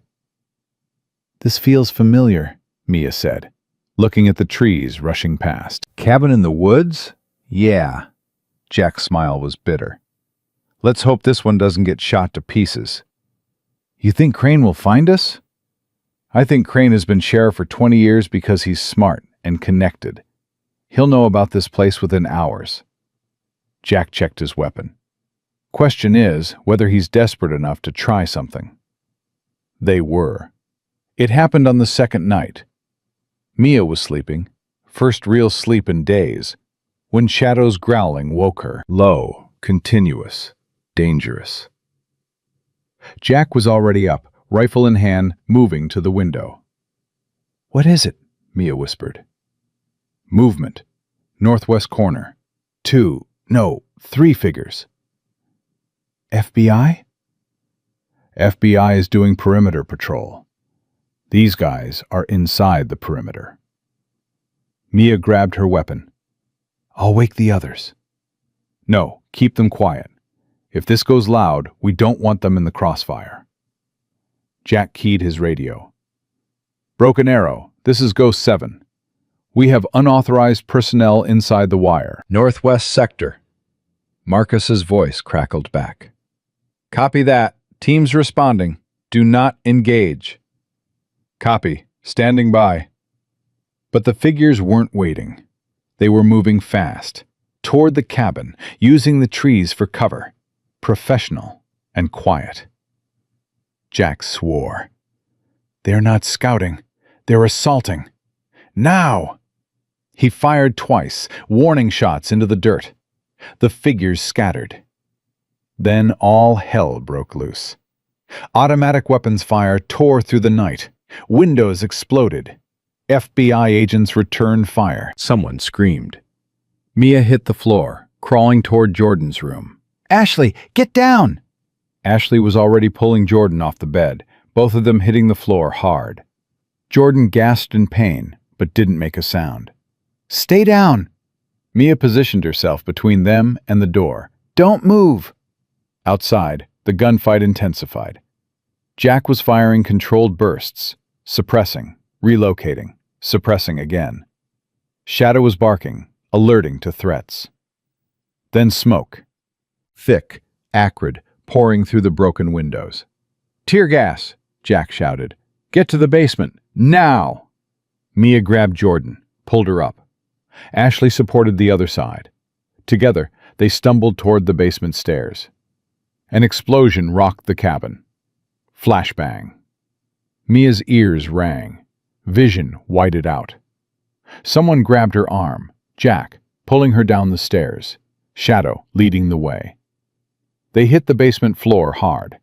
Jack slammed the door, threw the bolt. "How long will that hold?" Mia gasped. "Long enough." He moved to a corner, pulled back a rug, revealed a hatch. "Emergency tunnel. Leads to the rally point half a mile east." "How did you—" "I scouted this place before we moved in. Always have an exit." Jack pulled open the hatch. "Ladies first." Ashley went down. Then Jordan, moving slow, Ashley supporting her. Mia started down. Stopped. "What about you?" "I'll hold them here. Give you time." "Jack, no!" "This isn't a debate." He pushed her toward the hatch. "Get them safe. That's the mission." "He'll die." "Probably not. I'm very annoying to kill." Jack's smile was grim. "Go. Now." The basement door exploded inward. 3 men rushed through, Masked, armed, moving with military precision. Jack killed 2 before they cleared the doorway. The third got a shot off. It went wide, punching into the wall beside Mia's head. "Go!" Jack roared. Mia went, down the ladder, into darkness. Ashley and Jordan ahead of her, moving as fast as Jordan's injuries allowed. Behind them, more gunfire. Jack fighting, Shadow snarling. Then, silence. Mia's heart stopped. "Jack?" No answer. "Jack!" Static on her radio. Then, "Keep moving. I'm right behind you." Relief flooded through her. "You're alive." Disappointed? "Shut up and run." The tunnel was narrow, dark, endless. They ran hunched over, gasping, Jordan leaning heavily on Ashley. "How much farther?" Ashley panted. "Not far. Keep moving." Behind them, flashlight beams, shouting. They were being pursued. "Faster," Mia urged. Jordan stumbled, went down hard. "I can't," she gasped. "Can't breathe." "Yes, you can." Mia grabbed her arm, hauled her up. "We're almost there. Don't quit on me now." "Mia!" "I said don't quit." They staggered forward. The tunnel curved. Ahead, light. An opening. They burst out into the forest. FBI agents were waiting, weapons up, forming a protective circle. Marcus grabbed Mia. "Where's Harrison?" "Still in the tunnel. He was holding them off." Gunfire echoed from the tunnel mouth. Then Jack appeared, Shadow at his heels, moving fast. "Seal the entrance!" he shouted. "Seal it now!" An agent threw something into the tunnel. 3 seconds later, boom! The tunnel collapsed. Jack doubled over, breathing hard.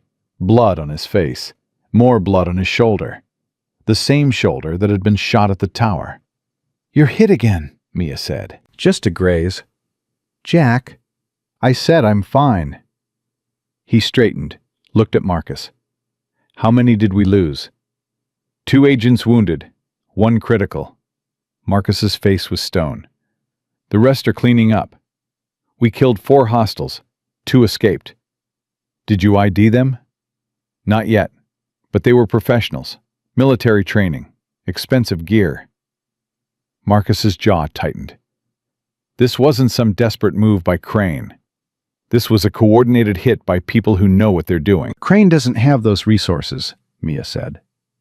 "No, but his suppliers do." Jack wiped blood from his face. "We hurt their distribution network. They want revenge. And they want us dead before we can testify about who was really running things." "How high does this go?" Jordan asked. She was leaning against Ashley, pale and shaking, but her eyes were clear. "Higher than we thought." Marcus pulled out his phone, showed them a photo. "We pulled this off one of the dead hostiles. Recognize him?" Mia stared. The face was familiar. She'd seen him on TV, at press conferences, shaking hands with politicians. "That's David Chen," she whispered.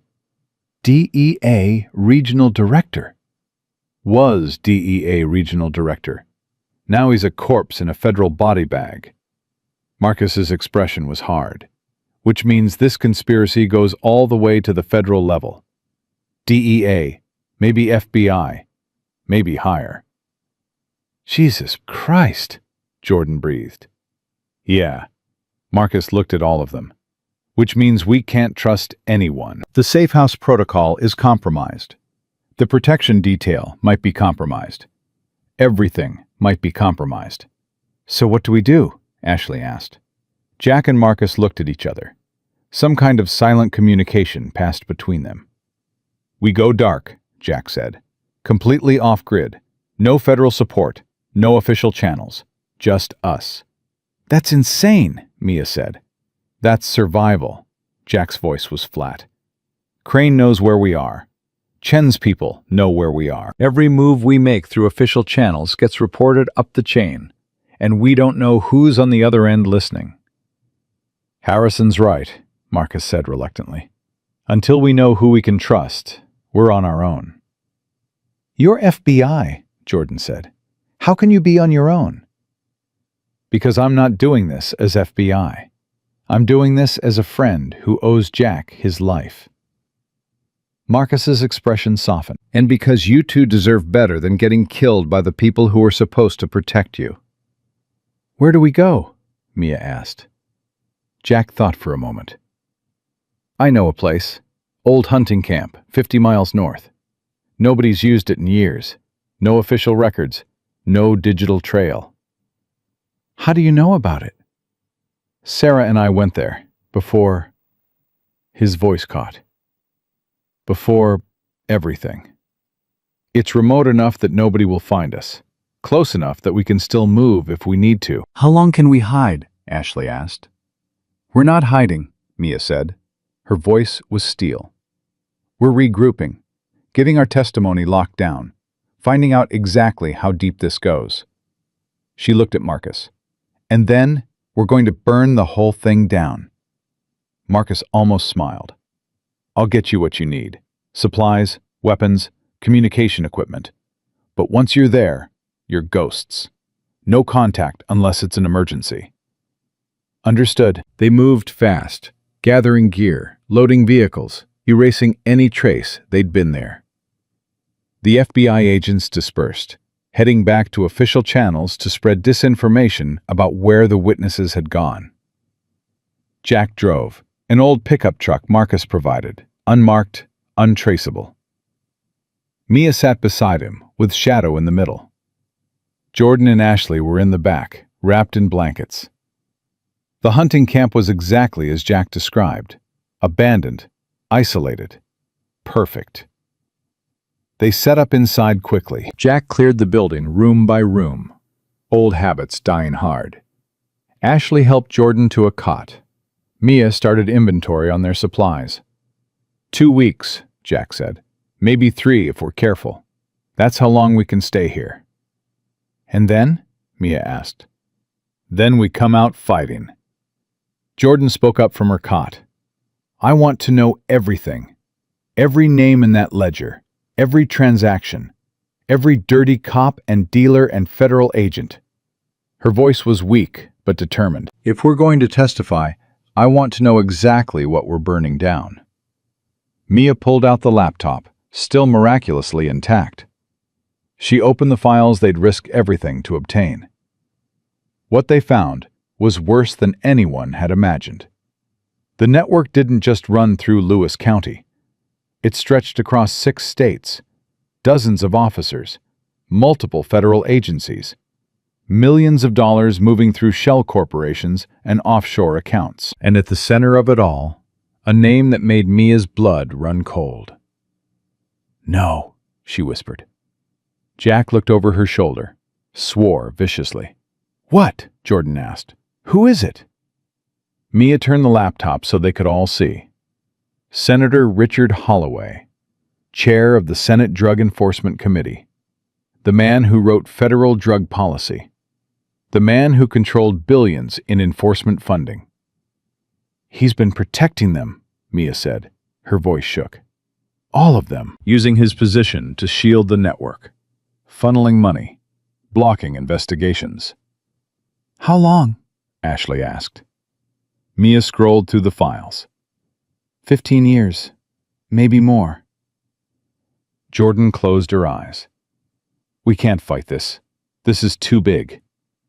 "No." Jack's voice was hard. "This is exactly what we fight.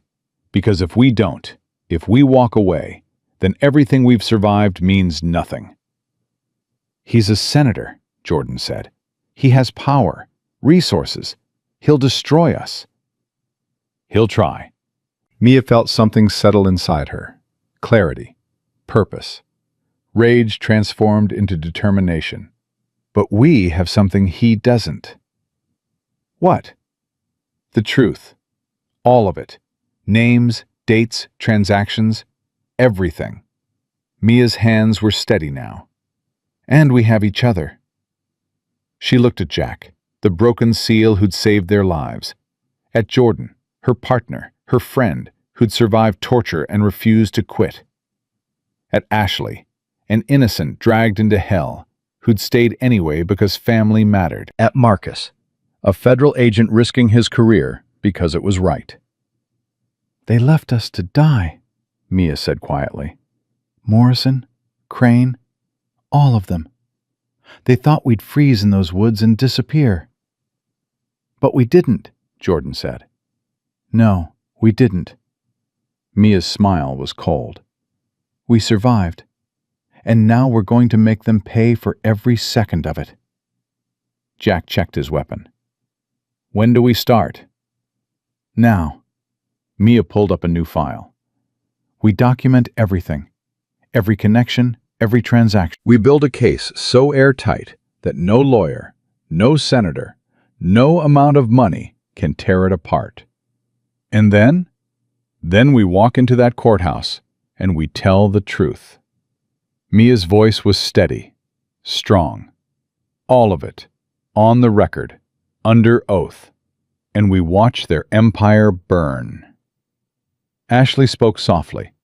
What if they kill us before we can testify? Jack's expression was grim. They'll try, but they'll have to go through me first. And me, Jordan said. All of us, Marcus added through the radio. You're not alone in this. Mia felt tears prickling her eyes. Not grief this time, not fear. Hope. Okay, she said. Let's get to work. They worked through the night, cross-referencing files, building timelines, documenting everything. The network was massive, but it was also vulnerable. One thread pulled, and the whole thing would unravel. As dawn broke, Mia stood outside the cabin, watching the sun rise over the mountains. Jack joined her, shadow at his heels. You okay? He asked. I'm terrified. Good. Terror keeps you sharp. Jack, Mia turned to face him. Thank you for everything, for saving us, for staying, for... Her voice broke. For giving us a chance. You gave yourself a chance. I just made sure you lived long enough to use it. Mia laughed. Then, impulsively, she hugged him. Jack froze. Then, slowly, his arms came up, holding her. We're going to win, Mia whispered. Right? Jack's voice was rough. Yeah, we're going to win. She pulled back, looked him in the eyes. Promise? Promise. Inside, Jordan was asleep. Ashley was keeping watch. The laptop glowed with evidence that would change everything. And for the first time since this nightmare began, Mia Chen believed they might actually survive it. The call came on day 12. Mia was reviewing testimony notes when Jack's encrypted phone buzzed. He answered, listened for 30 seconds, then went completely still. When? He asked quietly. Marcus's voice was tight. 2 hours ago. Federal courthouse. Broad daylight. How bad? 3 dead. Judge Hendricks, her bailiff, her clerk. A pause. Car bomb. Professional work. Jack closed his eyes. Hendricks was assigned to our case. I know. Mia's stomach dropped. What does that mean? Jack ended the call, turned to face them. Jordan was sitting up now, Ashley beside her. Both of them looked terrified. They killed the judge, Jack said. The one who was going to hear our testimony? Oh, God, Jordan whispered. It gets worse. Jack's jaw was tight. Marcus says Senator Holloway is calling for a full investigation. He's demanding federal oversight of the prosecution, saying local authorities can't be trusted. He's taking control, Mia said, putting his people in charge so he can bury the evidence.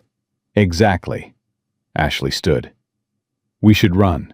Leave the country. They're going to kill us anyway. No. Jordan's voice was weak but firm. We don't run. Jordan, I said we don't run. Jordan looked at her sister.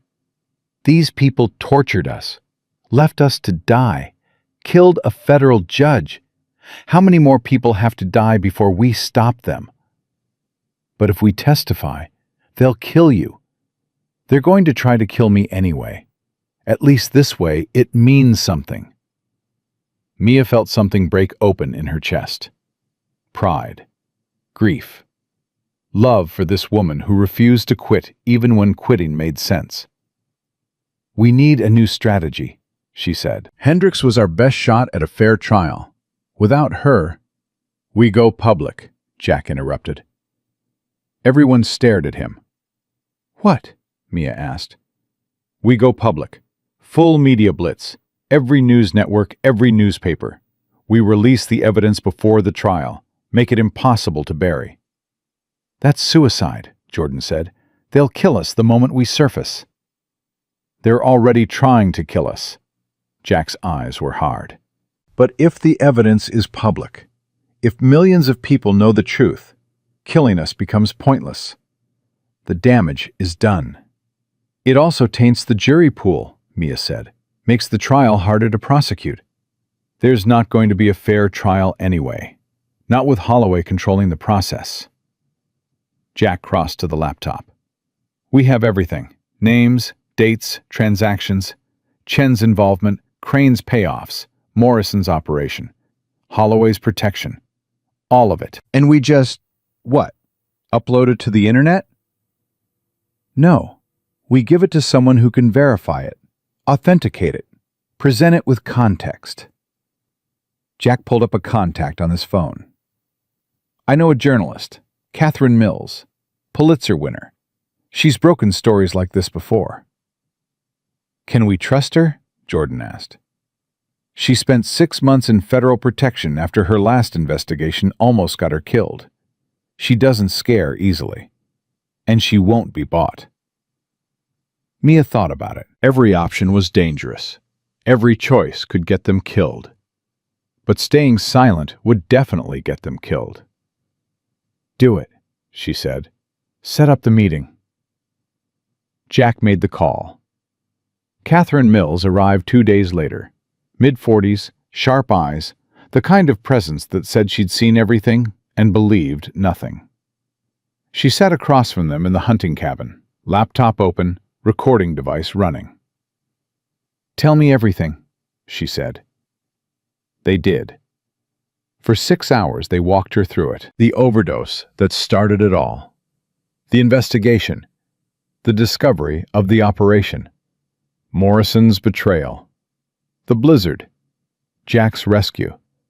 The tower siege. The safe house attack. Hendricks's assassination.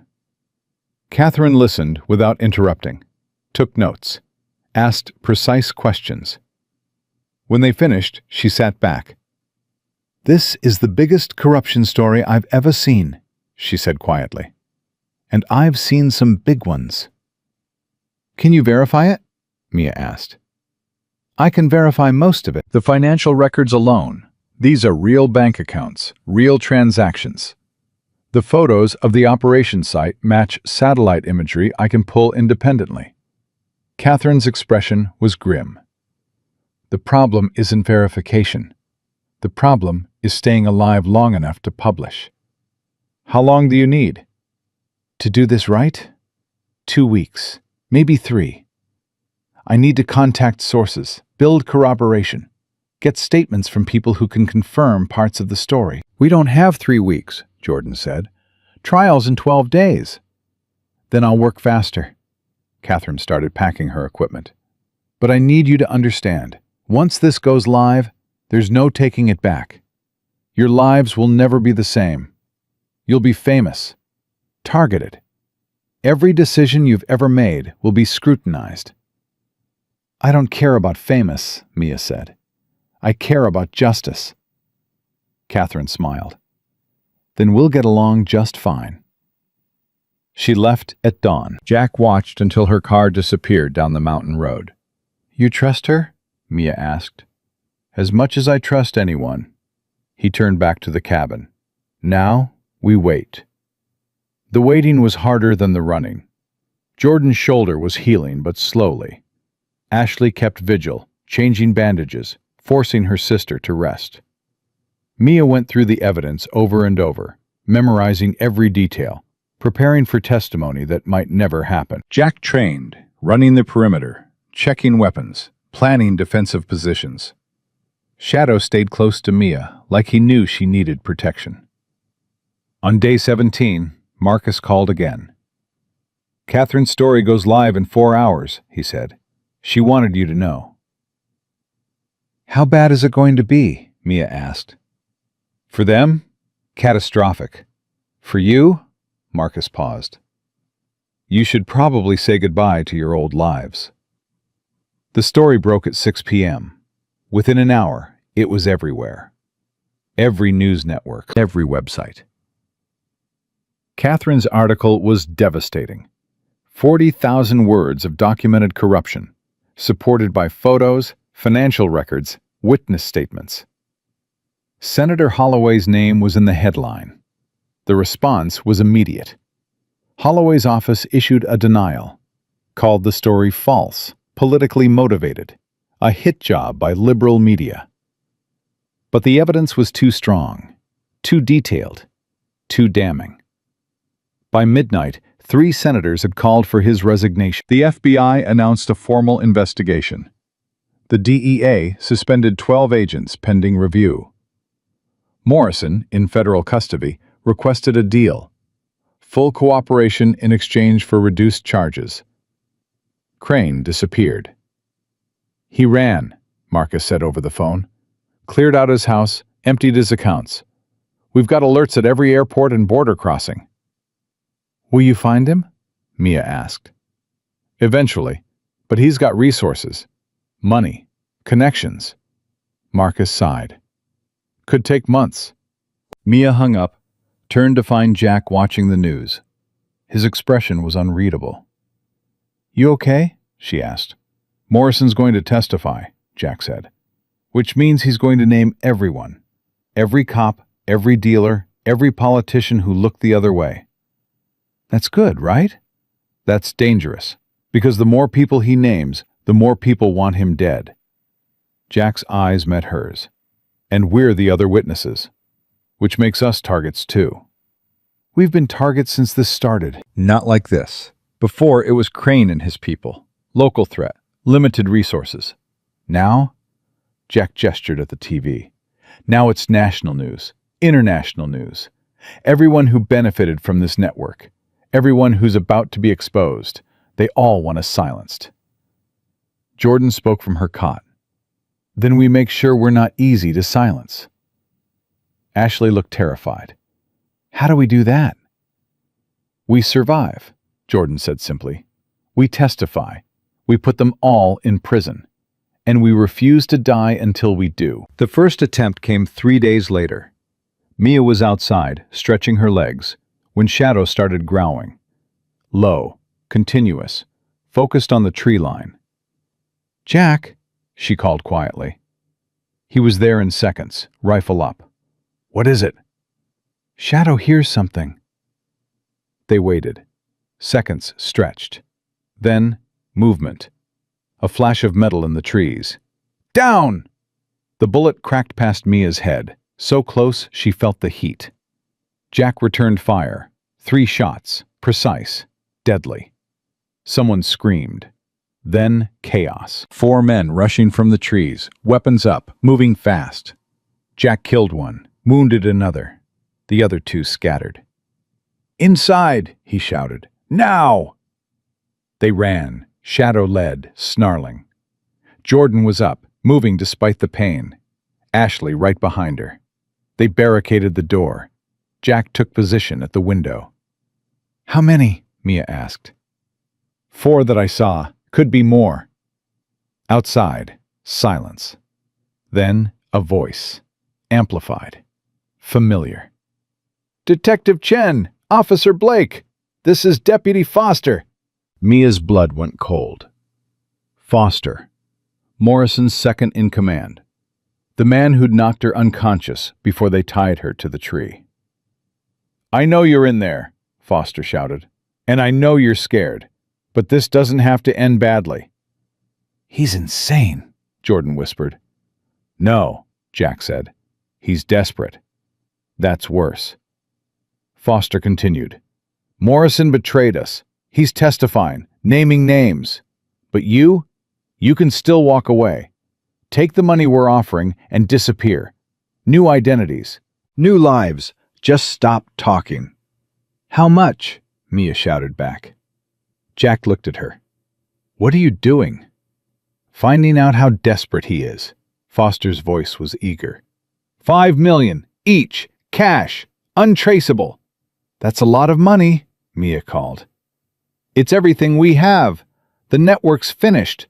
We just want to protect what's left. And if we say no? Silence. Then you die here, all of you, and nobody will ever find the bodies. Jack's expression was grim. That's honest, at least. Mia moved to the window beside him. How many rounds do we have? Enough, for now. How long can we hold? Until we can't. Jack checked his watch. Marcus knows we're here. He'll send help. When? When he can. Could be hours, could be days. Jordan pulled herself up, grabbed her weapon. Then we hold. Ashley looked at her sister. Jordan, you can barely walk. I can shoot just fine. Jordan's voice was steady. And I'm not dying without a fight. The siege began in earnest. Foster's people probed from multiple angles, testing defenses, drawing fire, looking for weaknesses. Jack moved like water, firing, relocating, firing again, never in the same place twice. Mia covered the south wall. Jordan took east. Ashley stayed with Shadow, watching the back door. Hours passed.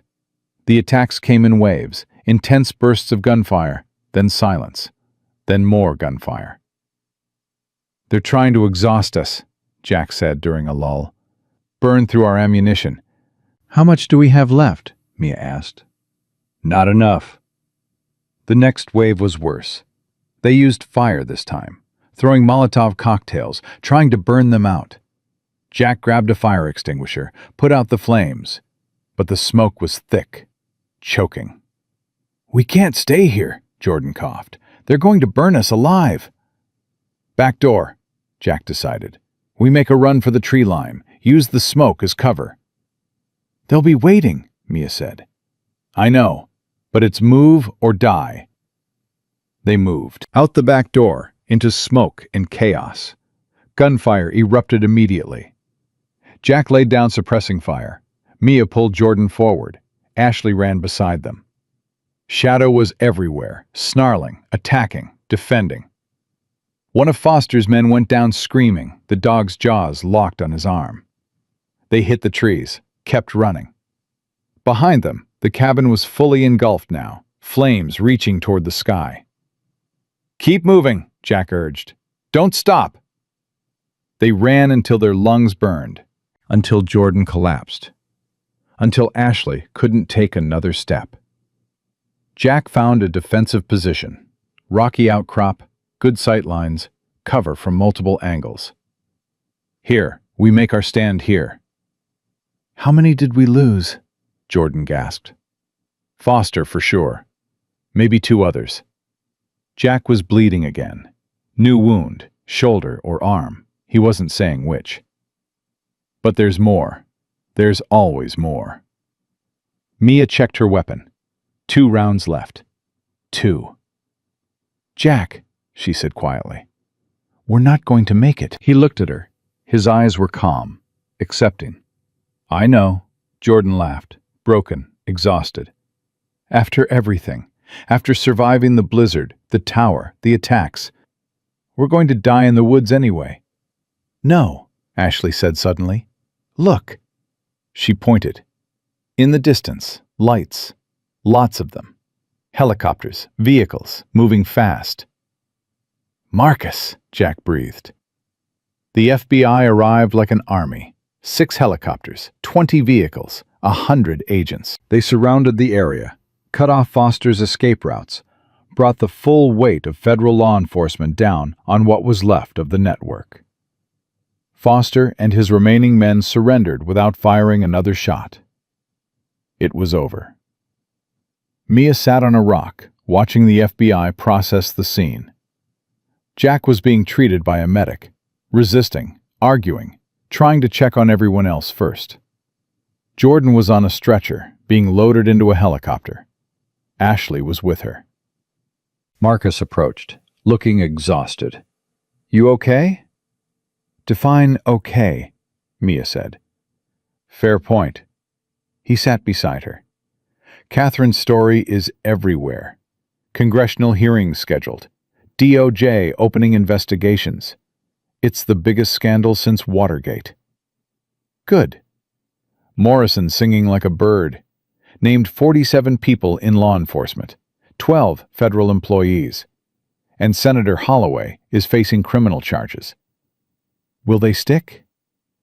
"With your testimony? "Yeah, they'll stick." Marcus paused. "You sure you're ready for this? The trial's going to be brutal. Defense attorneys will tear into every detail of your story." "Let them try." Mia stood. "We didn't survive all this to stay silent." The trial lasted 6 weeks. Mia testified for 3 days. Every detail, every moment. From the overdose investigation, to the blizzard, to the tower siege. Jordan testified for 2 days. Weaker physically, but just as strong in her resolve. Jack testified for 1 day. His military record spoke for itself. His actions spoke louder. Catherine testified about her investigation. Marcus testified about the FBI's findings. Morrison testified about the network's operations. The evidence was overwhelming. The jury deliberated for 4 hours. Guilty on all counts. Captain Morrison, 40 years. Sheriff Crane, captured in Mexico, life without parole. Deputy Foster, 35 years. Senator Holloway, 25 years, stripped of office. 15 other officers, various sentences, all substantial. The network was destroyed, completely, utterly, burned to ash and scattered to the wind. Mia stood outside the courthouse, watching the news crews swarm. Jordan was beside her, Ashley supporting her. Jack hung back, avoiding cameras. "How do you feel?" a reporter shouted. Mia thought about it, about the blizzard, the ropes, the cold, the certainty that she was going to die. About Jack's voice in the darkness. "I've got you." About Jordan whispering, "Don't close your eyes." About everything they'd survived, and everyone they'd lost, and the price they'd paid for truth. "I feel," she said slowly, "like justice isn't a moment. It's a choice. And we chose it. Every day. Even when it was hard. Especially when it was hard." "What's next for you?" "Next?" Mia looked at Jordan, at Jack, at the people who'd become her family. "Next we rebuild. The sheriff's department needs good people. The county needs healing. And we're going to be part of that. Even after everything they did to you? Especially because of everything they did to us." Mia's voice was firm. "We don't run from broken things. We fix them." 6 months later, Mia stood in front of a different courthouse. Same town, different building. This one was whole, clean, untouched by corruption. She was being sworn in. New badge, new rank, new responsibility. Detective Sergeant Mia Chen, Internal Affairs Division. Jordan stood beside her. Lieutenant Jordan Blake, Training Division, promoted despite her injuries. Or maybe because of them. Because strength wasn't about being unbroken.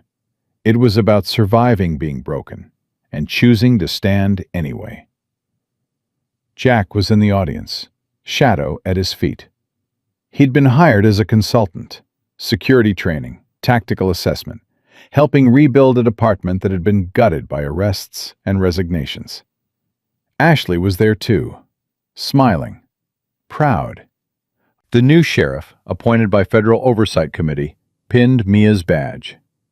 "Congratulations, Detective Sergeant." "Thank you, sir." "One question. After everything you've been through, the trauma, the violence, the betrayal, why stay? Why not take the settlement money and start over somewhere safe?" Mia looked at Jordan, at Jack, at the town spread out below them. "Because safe isn't the point," she said. "Justice is. And justice doesn't happen in safe places. It happens in hard places." Broken places. Places that need people brave enough to fight for them. The sheriff nodded. "Then welcome to the fight, Detective Sergeant." That night, they gathered at Jack's new cabin, smaller than the first, but intact, untouched, his. Jordan and Ashley were there. Marcus drove up from the city. Catherine Mills sent a video message. She was on assignment, breaking another story, fighting another battle. They sat around the fire. Shadow dozed between them. Nobody spoke for a long time. Finally, Jordan raised her glass. "To survival," she said. "To justice," Mia added. "To second chances," Jack said quietly. They drank. Later, Mia stood outside, watching stars. Jack joined her. "You thinking about that night?" he asked. "The blizzard?" "Yeah." "Regret it? Fighting instead of running?" Mia thought about Sarah Chen, about Jenny Patterson's grandson, about all the kids who'd died from Morrison's fentanyl, about the hundreds more who'd been saved when the network collapsed. "No," she said, "I don't regret it." "Even though it cost you everything?" "It didn't cost me everything. It cost me the life I thought I wanted." Mia looked at him. "But it gave me the life I was meant to have." Jack smiled, a real smile, the first she'd seen from him. "Sarah would have liked you," he said. "She always said the strongest people weren't the ones who never broke. They were the ones who broke and chose to heal." Was she right? Yeah, she usually was. They stood together in the silence. Two survivors, two fighters, two people who'd chosen courage when fear would have been easier. Shadow appeared, pressing against Mia's leg. She scratched his ears. "Good dog," she whispered. "Best dog." Inside, Jordan was laughing at something Ashley said. Marcus was telling war stories. The fire crackled. It wasn't the life Mia had planned. It wasn't safe or easy or simple. But it was hers. Earned through blood and pain and refusing to quit when quitting made sense. "Jack," she said quietly, "that night in the blizzard, when you found us, what made you keep going, when you could have turned back?" Jack looked at Shadow, at the cabin, at the stars. "Because I'd spent 3 years running from pain," he said, "and I was tired of running. Tired of surviving without living. Tired of being a ghost." His voice cracked. "You and Jordan, you reminded me what it meant to fight for something, to stand for something, to be something more than a broken soldier waiting to die. You saved our lives. No, you saved mine." Jack met her eyes. "I was already dead, Mia. I just didn't know it yet. You gave me a reason to live again." Mia felt tears on her face, but they weren't tears of grief. They were tears of gratitude, of recognition, of two souls that had found each other in the darkness and refused to let go. "Thank you," she whispered. "For what?" "For not closing your eyes, for hearing us, for coming when nobody else would." Jack pulled her close. A hug between warriors, between survivors. "Always," he said.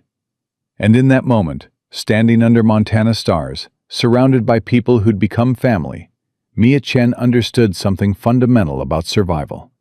It wasn't about avoiding pain. It wasn't about staying safe. It wasn't about running from broken things. It was about standing in the wreckage and choosing to rebuild. About hearing cries in the darkness and refusing to ignore them. About being broken and healing and breaking again and still choosing hope. 2 police officers were left to die in a blizzard by people they trusted. But they didn't die. They fought. They survived. They testified. They changed everything. Not because they were heroes, but because they chose courage when fear would have been easier. Because they refused to close their eyes. Because they believed, even in the darkest moments, that justice mattered more than safety. And that belief didn't just save them. It saved hundreds of others. It dismantled a network that had killed children and destroyed families and corrupted an entire system. It proved that truth is stronger than power, that courage is stronger than corruption, that ordinary people doing extraordinary things can change the world. The blizzard that was meant to kill them became the beginning of their greatest fight. The darkness that was meant to consume them became the light that exposed evil. The moment they should have died became the moment they truly learned to live. This is not just their story. This is a promise to everyone who's ever felt powerless, hopeless, abandoned in the cold. A promise that survival is possible, that justice is achievable, that speaking truth to power matters, even when power fights back. Mia Chen and Jordan Blake were left to freeze in the Montana wilderness. What followed didn't break them. It forged them into something stronger than fear, more powerful than corruption, more enduring than death itself. They became living proof that the human spirit, when pushed to its absolute limit, doesn't shatter. It transforms into something unbreakable.